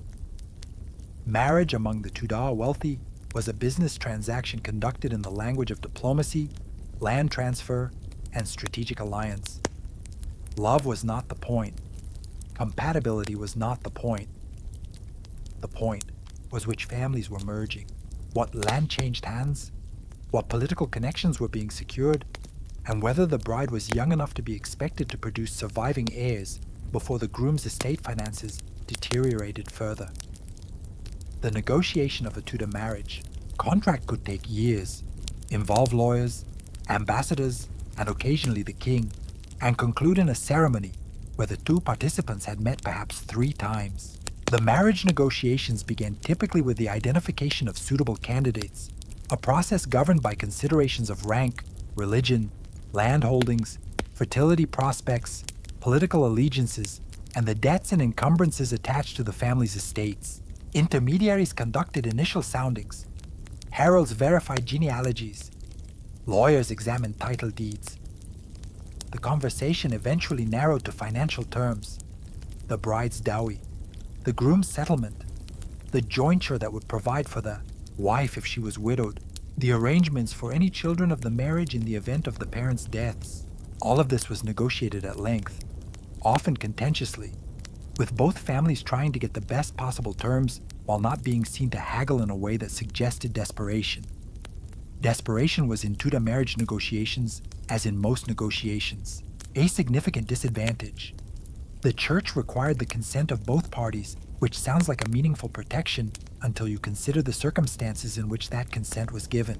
A 16-year-old girl, whose family had spent 18 months negotiating her marriage to a man she had met twice, was not in any meaningful sense in a position to withhold consent freely.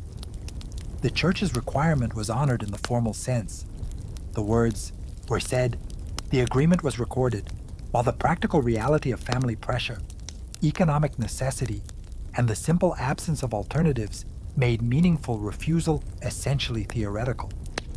Occasional cases of genuine resistance did occur, and they were uniformly unpleasant for everyone involved, and particularly for the resisting party.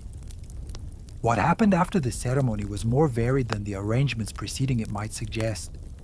Some Tatar marriages of the wealthy class became genuine partnerships, couples who found in each other real companionship, shared interests, mutual respect, and sometimes genuine love that developed from the unpromising starting point of a negotiated arrangement. The diaries, letters, and personal accounts that survive from this period contain real evidence of affection, of grief at the death of spouses, of marriages that were by any reasonable measure happy. The system that produced them was cold-blooded, but the human beings operating within it were not always cold-blooded people. Others were predictably miserable. Two strangers brought together by their families' financial interests, living in the same household expected to produce children together, with no obvious mechanism for separating if the arrangement proved incompatible. This was also a common outcome, and the Tudor period produced its share of marriages that endured only because endurance was the only option. Divorce was essentially unavailable to anyone who hadn't managed to involve the entire English Reformation. In their personal situation, which was a solution available to exactly one person in Tudor England, and even he found it complicated, the king's own marriages, all 6 of them with their various trajectories, with a Tudor marriage system operating at maximum intensity and minimum disguise.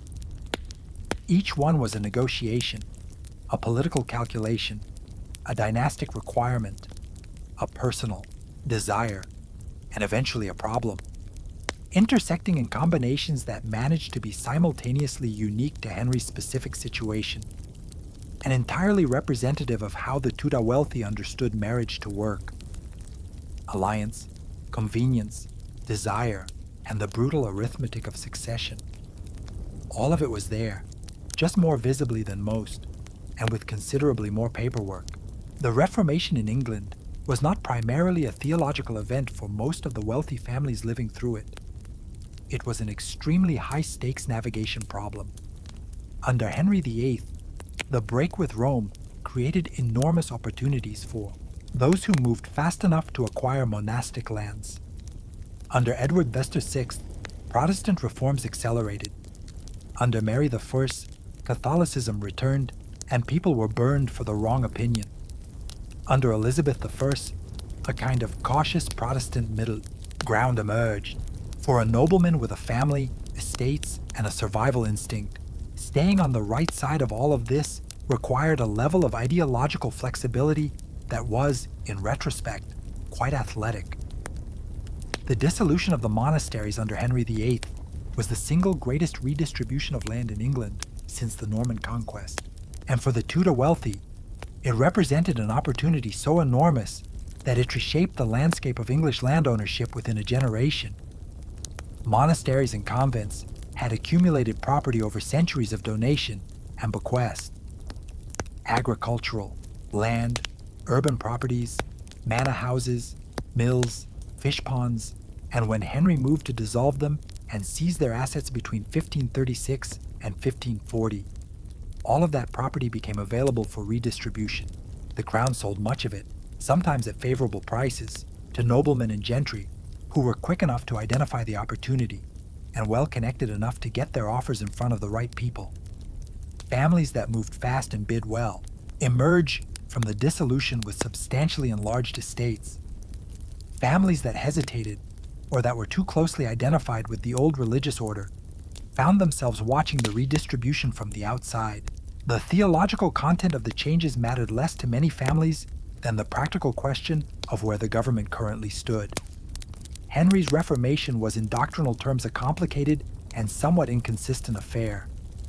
He broke with Rome over jurisdiction rather than doctrine, continued to believe in transubstantiation, and executed both Catholics who denied his supremacy and Protestants who denied his Eucharistic theology with an even-handedness that suggested his primary concern was obedience rather than correct belief. Navigating this required attention, good legal advice, and the ability to perform whatever the current religious requirement was without drawing attention to any private reservations you might be maintaining at home.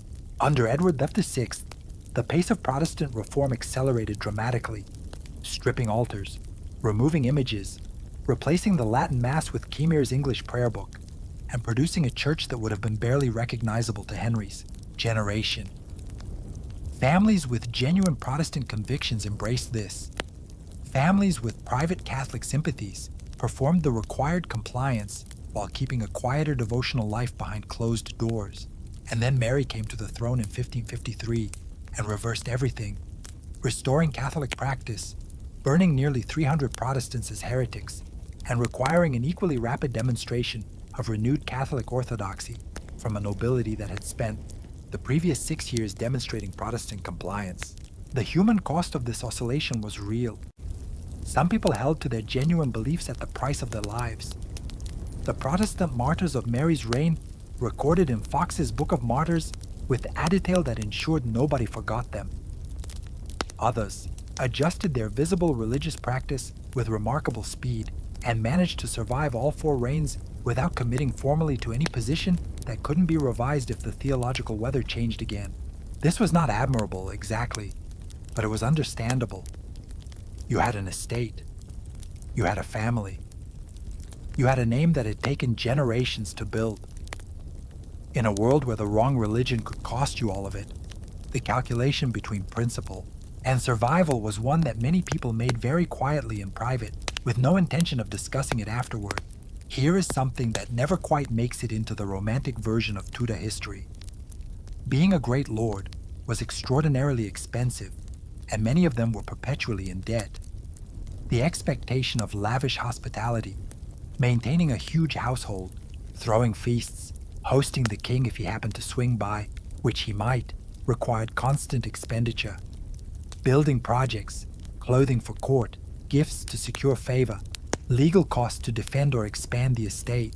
A Tudor nobleman who appeared wealthy was frequently a Tudor nobleman who owed a significant amount of money to a significant number of people and was hoping nobody asked about it simultaneously.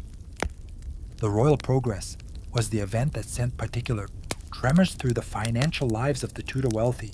When the monarch went on progress, traveling through the country during the summer months, staying at the houses of noblemen along the route, the honor of a royal visit was enormous, and the cost was ruinous. The king did not travel alone. He traveled with his court, his household, his guard, and a logistical tale of hundreds of people who all needed to be housed, fed, and entertained for the duration of the stay. The host bore all of this expense because declining to bear it was not a position that could be expressed politely. A royal visit could cost a nobleman several years' income in a matter of days. And some houses that received the honor of Elizabeth, I presents during her long reign, never fully recovered from the experience financially. They built new rooms for her. They replanted gardens. They commissioned performances and pageants. They served feasts of staggering elaboration. And they did all of it while smiling, because visibly struggling to afford the honor of her presence was worse than the debt. Patronage was the mechanism that made the whole system move, and understanding it is essential to understanding how Tudor wealth actually functioned. The great nobleman was not just a consumer of resources, he was also a distributor of them, and his ability to secure positions, leases, licenses, and favorable legal outcomes for the people in his network was a large part of what his position was worth. Clients brought gifts, money, legal support, political allegiance, and useful information. The patron provided access, influence, and protection. Both parties understood the arrangement implicitly, and neither described it in the transactional language that most accurately characterized it. Moneylenders and merchants provided credit to the nobility on a scale that would be recognizable to any modern person familiar with revolving debt. Interest rates were high, collateral was land, and the consequences of default were severe enough that most noblemen managed their debts carefully, rather than allowing them to reach the point of formal enforcement. Jewish moneylenders had been expelled from England in 1290, but Italian banking houses, the Medicis, the Fuggers in Germany, and their English equivalents provided sophisticated credit instruments that the Tudor wealthy used extensively. Being in debt to a foreign banking house was considered considerably less embarrassing than being visibly unable to maintain your household at the appropriate scale, which tells you something about the relative weight the Tudor mind placed on financial discretion versus social appearance.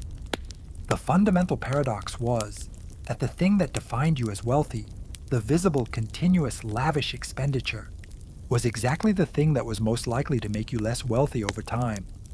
The house required maintenance. The household required wages. The court required a wardrobe that was perpetually current.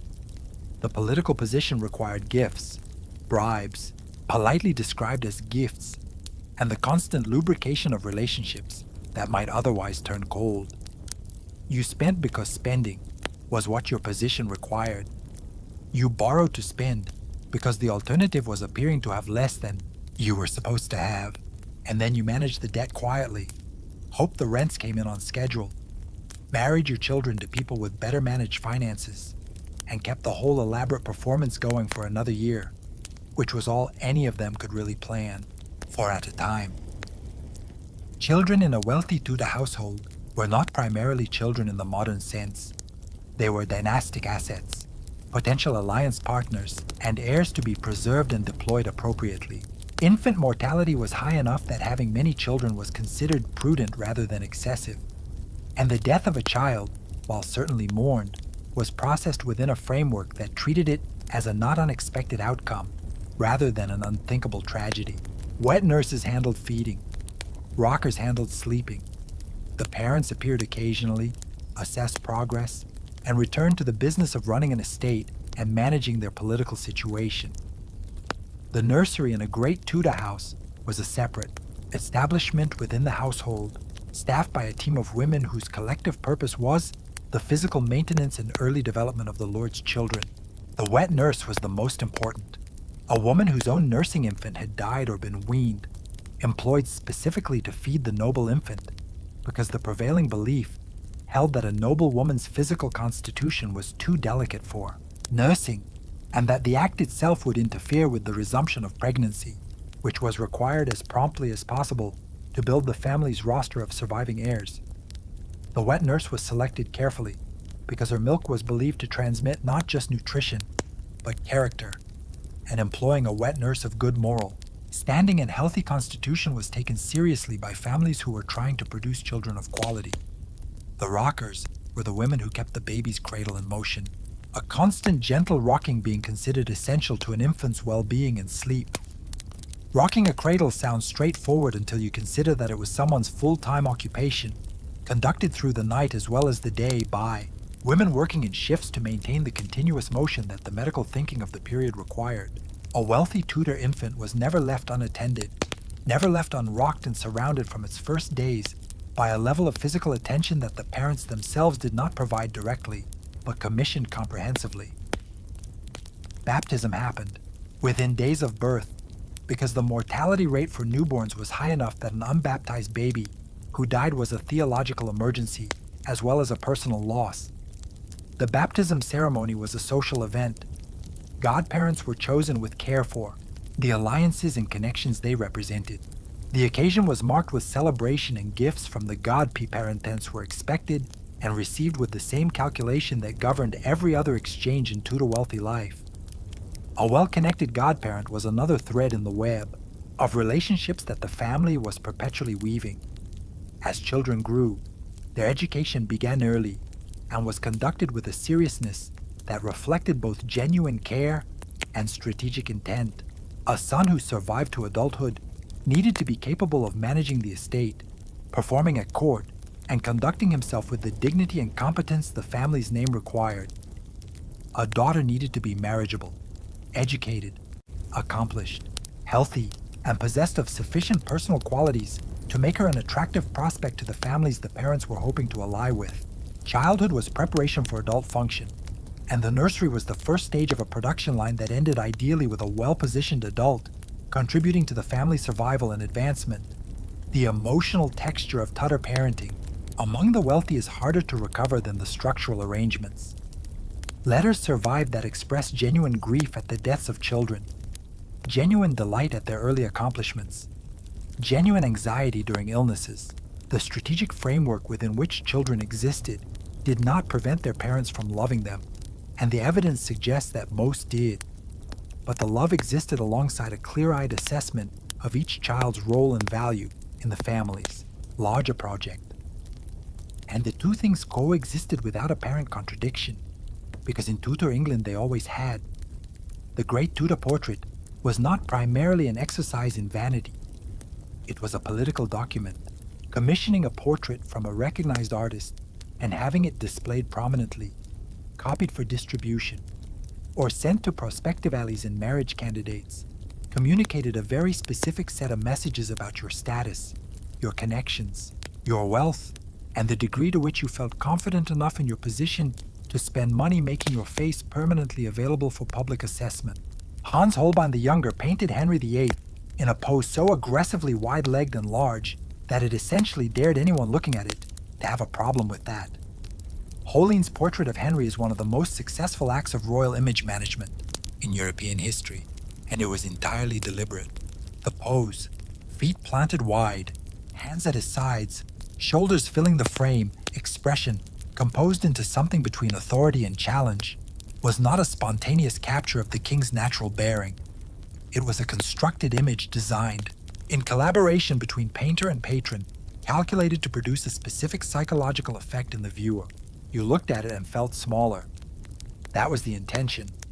The portrait was power made visible, status rendered in paint and panel, and it worked so well that 5 centuries later, it remains the image most people reach for when they think of Henry VII, which means Holbein essentially won the argument about how that particular king would be remembered forever.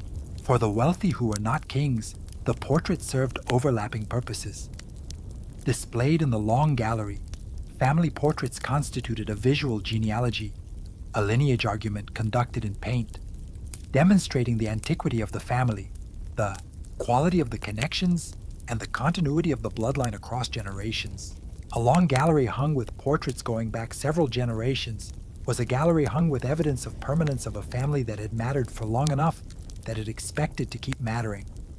A newly wealthy family with no ancestors' worth.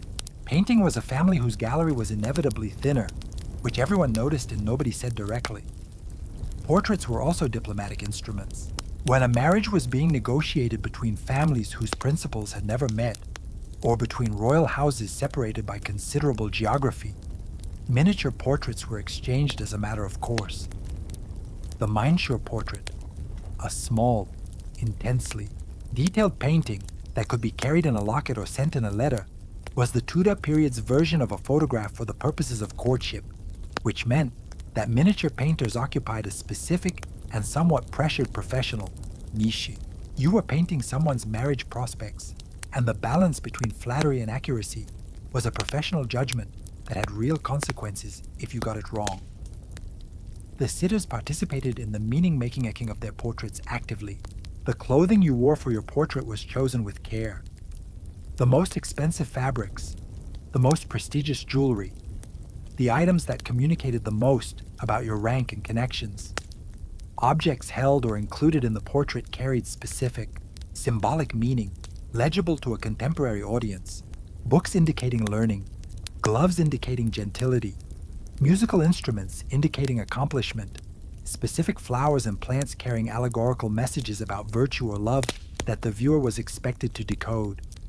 A Tudor portrait was a text as much as an image, dense with information for those who knew how to read it, and the sitter had generally thought very carefully about exactly what they wanted to say.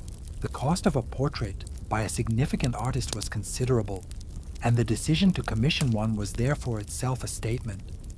You could afford this. You were worth this. Your face was important enough to preserve and distribute.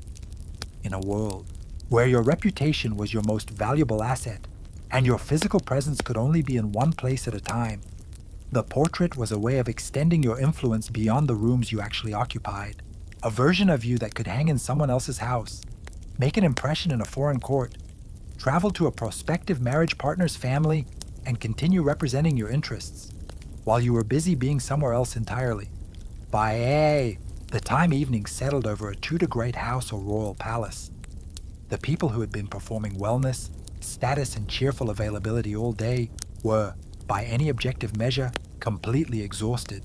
The day had involved hours of standing, several formal meals, various obligatory entertainments, at least one encounter requiring careful navigation, and the constant low-grade anxiety of being observed.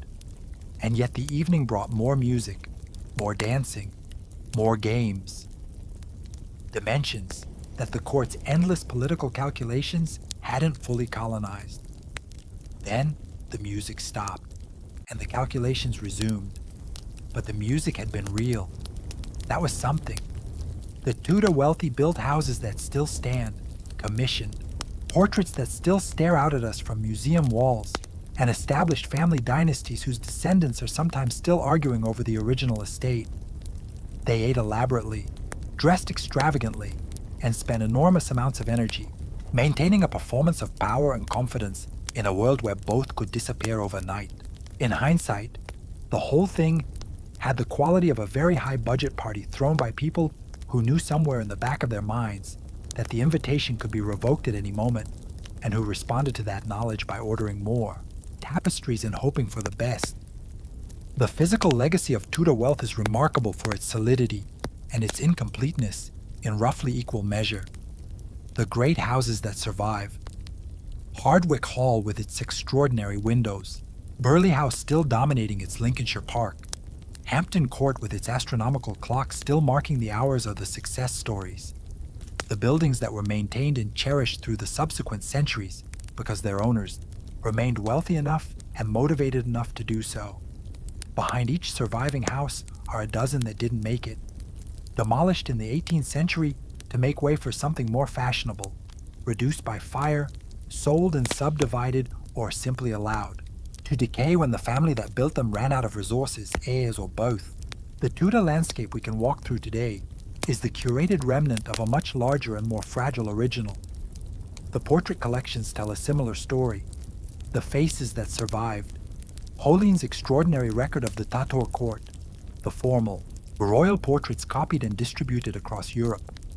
The family galleries preserved in houses that stayed intact represent an unknowable fraction of what was originally painted. Wars, fires, religious iconoclasm, changing fashions, and the simple carelessness of the centuries disposed of the rest. The people who survive in paint were the ones whose descendants valued preservation, which means the record is as much a story about who mattered to later generations as about who mattered in the Tudor period itself. What the Tudor wealthy left behind in cultural terms is harder to quantify, but arguably more enduring. The Reformation that their political calculations helped to shape, the break with Rome, the dissolution of the monasteries, the gradual construction of a distinctly English church produced consequences that ran for centuries and arguably still run today. The legal and administrative frameworks that today nobles and lawyers constructed, the parliamentary traditions they participated in and sometimes resisted, the educational institutions they founded and patronized. All of these outlasted the individuals, involved by hundreds of years. The men who sat in Henry VIII's council were not trying to create modern parliamentary democracy, but the institutional developments they participated in, the precedents they established, the arguments they made about the proper limits of royal power, all of it contributed to the long, messy, contentious process by which England gradually became a different kind of political entity than it was when they were born. And the human story at the center of all of it remains across 5 centuries, recognizable and strange in roughly equal proportion. People trying to hold on to what they had. People trying to get more than they had been given. People performing confidence they didn't always feel. People loving their children strategically and genuinely at the same time. Worrying about money and houses that looked as though money was the one thing never worried about. Watching the political weather for signs of change and trying to position themselves correctly before the storm arrived. All of it dressed in the most spectacular clothing imaginable against a backdrop of carved stone and painted plaster and candlelight, with a lute playing somewhere in the background, and a tapestry on every wall showing scenes from classical mythology that nobody had time to look at closely, because there was always someone in the room whose expression needed monitoring. Magnificent, exhausting, entirely human. Sleep well. And so here you are, still breathing, still warm, still in possession of all your limbs, your title, your estate, and perhaps most remarkably, your head. You've spent the evening in Tudor, England, at the very top of the pile. You wore $40 of clothing and called it fashion. You ate a swan and called it dinner. You stood in a cold stone corridor for 3 hours, waiting for a king to acknowledge your existence. And when he finally glanced in your direction, you called it an excellent day.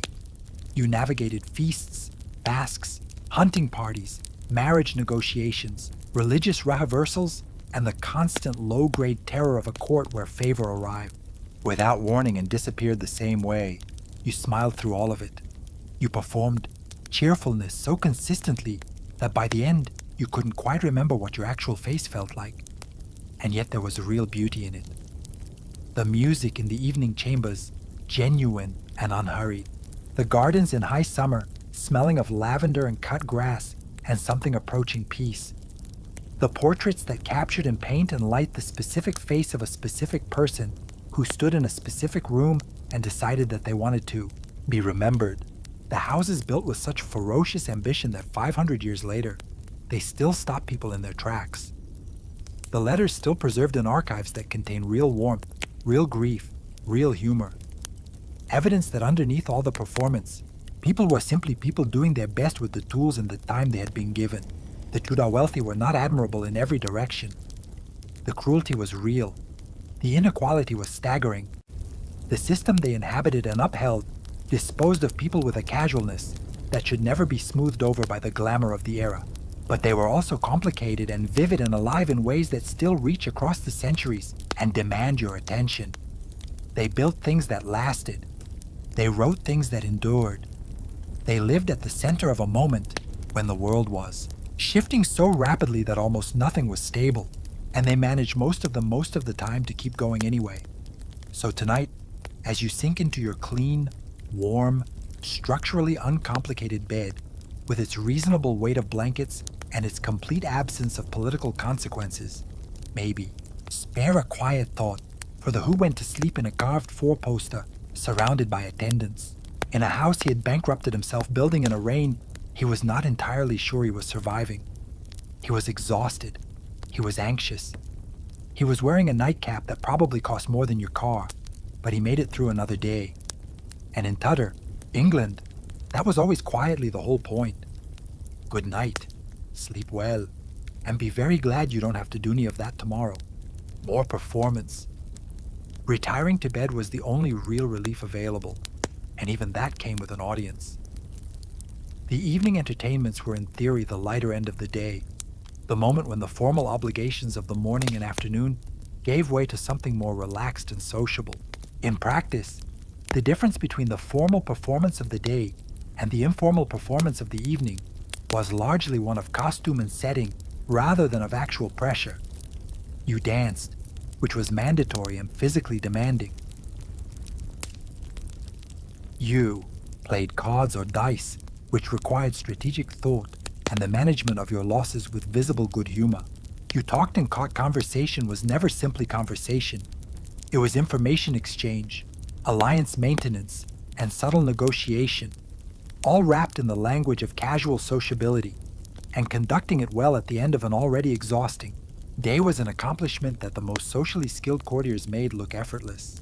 Music in the evening was a constant.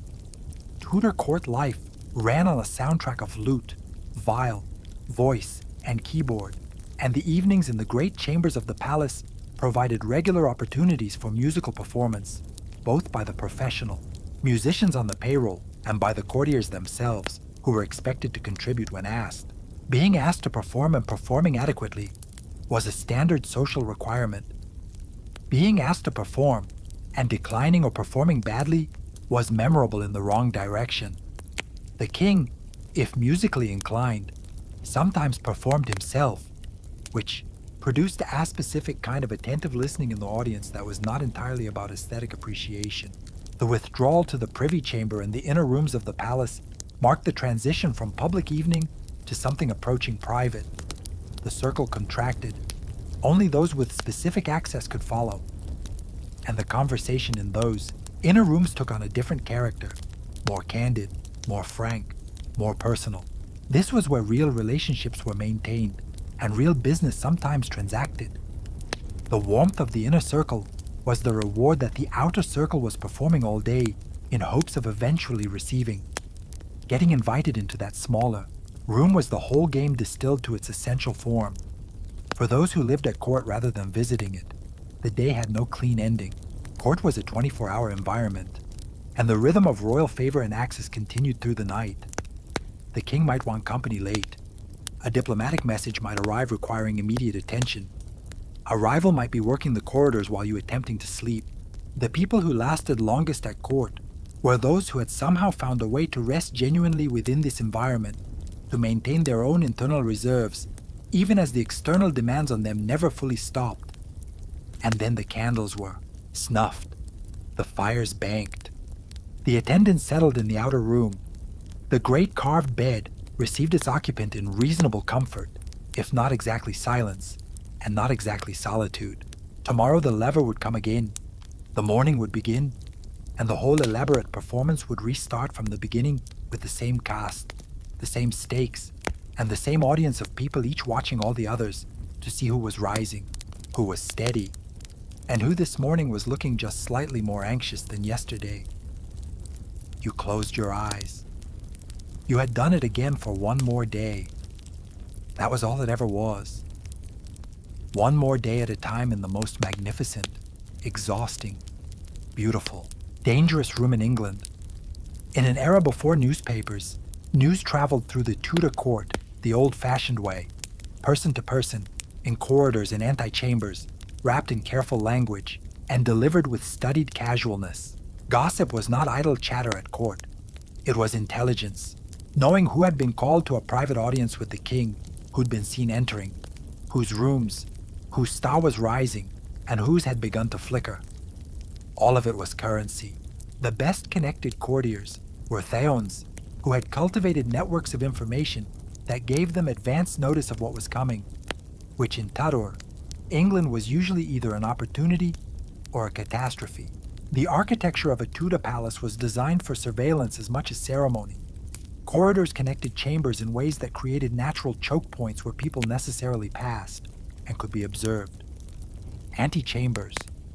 The waiting rooms before the more private inner spaces were places where people gathered in enforced proximity, where conversations happened between people who were simultaneously competitors, and where the very act of waiting was itself informative. because who was waiting and how long they were kept waiting told you something useful about their current standing. The gentleman usher, who managed access to the inner chambers, held in this sense one of the most informationally rich positions at court, sitting as he did at the precise point where the public and private worlds of the palace intersected. Letters were the long distance equivalent of corridor. Conversation and total correspondence was conducted with the awareness that letters could be read by people other than their intended recipients. Letters could be intercepted, copied, and presented as evidence. They could be opened in transit, their seals carefully replaced, and passed along without the sender knowing they'd been compromised. The sophisticated writer encoded sensitive information in language that communicated one thing to the recipient and something innocuous to a potential interceptor, a skill that the most politically active courtiers cultivated, the way modern people cultivate a professional email manner, but with considerably higher stakes for getting it wrong. Women were in many accounts particularly effective operators in the information economy of the court, for reasons that the male-dominated power structure had inadvertently created. The ladies of the Queen's privy chamber, her gentle women and maids of honor, had access to spaces and conversations that male courtiers could not enter. They heard things. They observed things. They were present at moments of private candor that their male counterparts could only receive second or third hand. The information that flowed through the Queen's household was both a resource and a responsibility, and the women who managed it most effectively were women who understood that discretion and strategic deployment of what they knew were not contradictory skills, but complementary ones. Rumor operated at a different speed from verified intelligence, and the Tudor court contained both in abundance. A whisper that the king had been seen frowning at someone's direction at dinner could generate an afternoon of anxious speculation that might or might not be based on anything real. The person whose name was attached to the frown spent the afternoon recalibrating their recent behavior, looking for the cause. Their friends gathered information on their behalf, and by the time the evening meal arrived, the whole episode had either inflated into something significant or deflated into nothing, depending on what additional information had come in from reliable sources. Managing this, staying calm in the face of rumor while pursuing clarity through better intelligence, was one of the basic competences of court survival.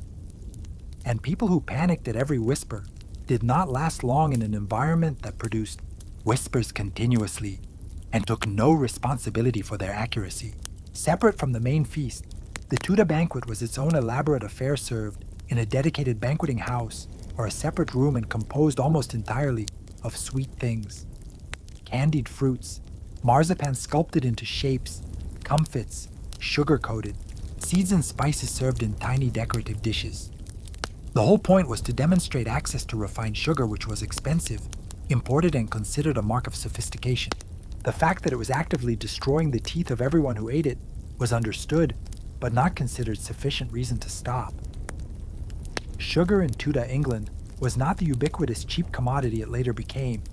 It arrived via complex trade routes, from Mediterranean and Atlantic sugar-producing regions, passed through multiple merchants' hands before it reached an English kitchen, and cost enough that its presence on the table in any quantity, in any form, was an unmistakable signal of expenditure.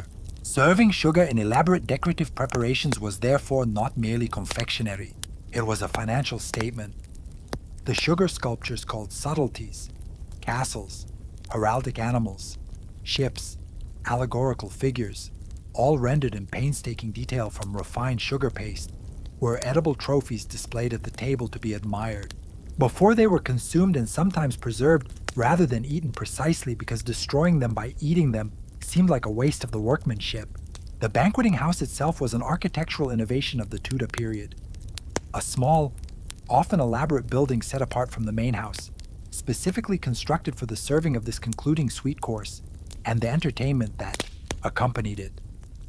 The banqueting house at Nonsuch Palace, the one at Long Lid, the rooftop banqueting houses at Hardwicke Hall.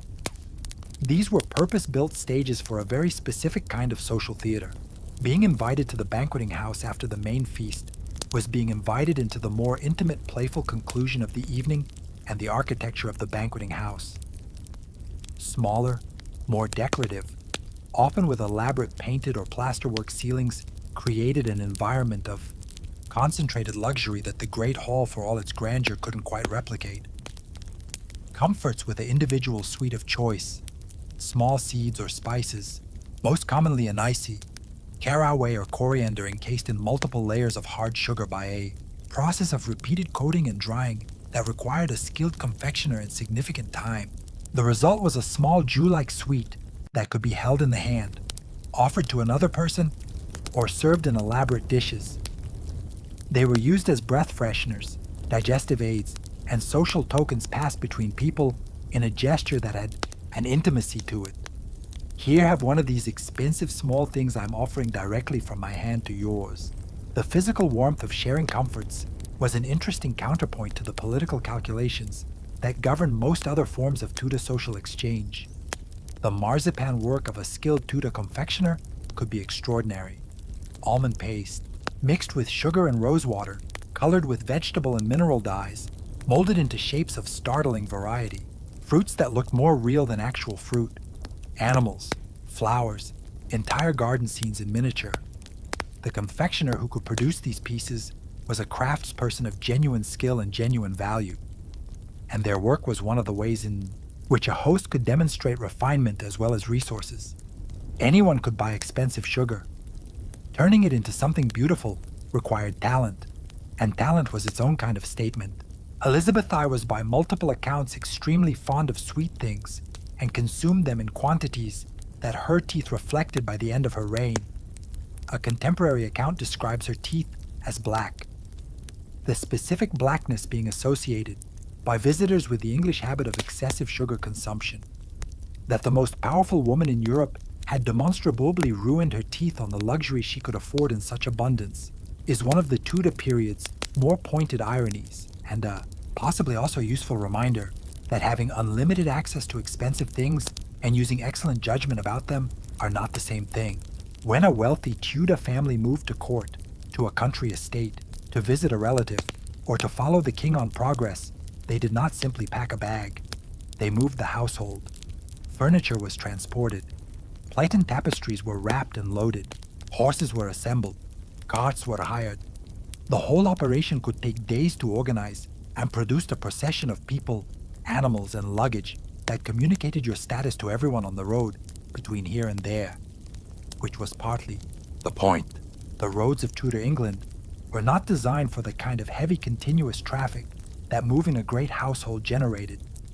They were in most cases unpaved tracks that became deeply rooted in wet weather, churned into mud by the passing of heavily loaded carts, and genuinely impossible in some areas during the worst of winter. The Tudor were not unaware of this problem. There were periodic legislative attempts to improve road maintenance, but the fundamental infrastructure remained poor throughout the period, and traveling any significant distance was slower, more uncomfortable, and more logistically demanding than the destination ever quite justified. A journey of 50 miles might take the better part of a week, when the weather was bad and the roads were at their worst. The household goods that traveled with a great family were extensive, because the houses they traveled between were often insufficiently furnished to accommodate them without supplementation. Great houses maintained what was called a standing household, a skeleton staff that kept the house minimally functioning in the family's absence. But the finest furnishings, the best plate, the important tapestries, the contents of the wardrobe, all of this traveled with the family, because these were not merely possessions. They were the physical apparatus of the household status, and arriving somewhere without them was arriving incompletely. A Tudor nobleman who turned up to a significant occasion without his plate and without his tapestries was a Tudor nobleman who was going to look considerably less significant than he was supposed to look. Horses were the engine of all of this movement, and a great household stable was a substantial establishment in its own right.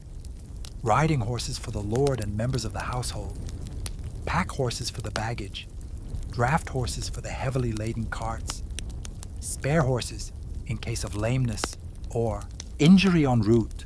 The care, feeding, and management of the household's horses while on the road was a logistical operation that required its own specialists, and the cost of moving a large household was dominated by the horse-related expenses: feed, shoeing, stabling along the route, replacement when required. The physical experience of travel for the wealthy was better than for almost anyone else on the same roads, but the baseline was low enough that better still left considerable room for improvement. A comfortable horse, a well-made saddle, a cloak of good quality wool, and the ability to command priority at the veterans along the route.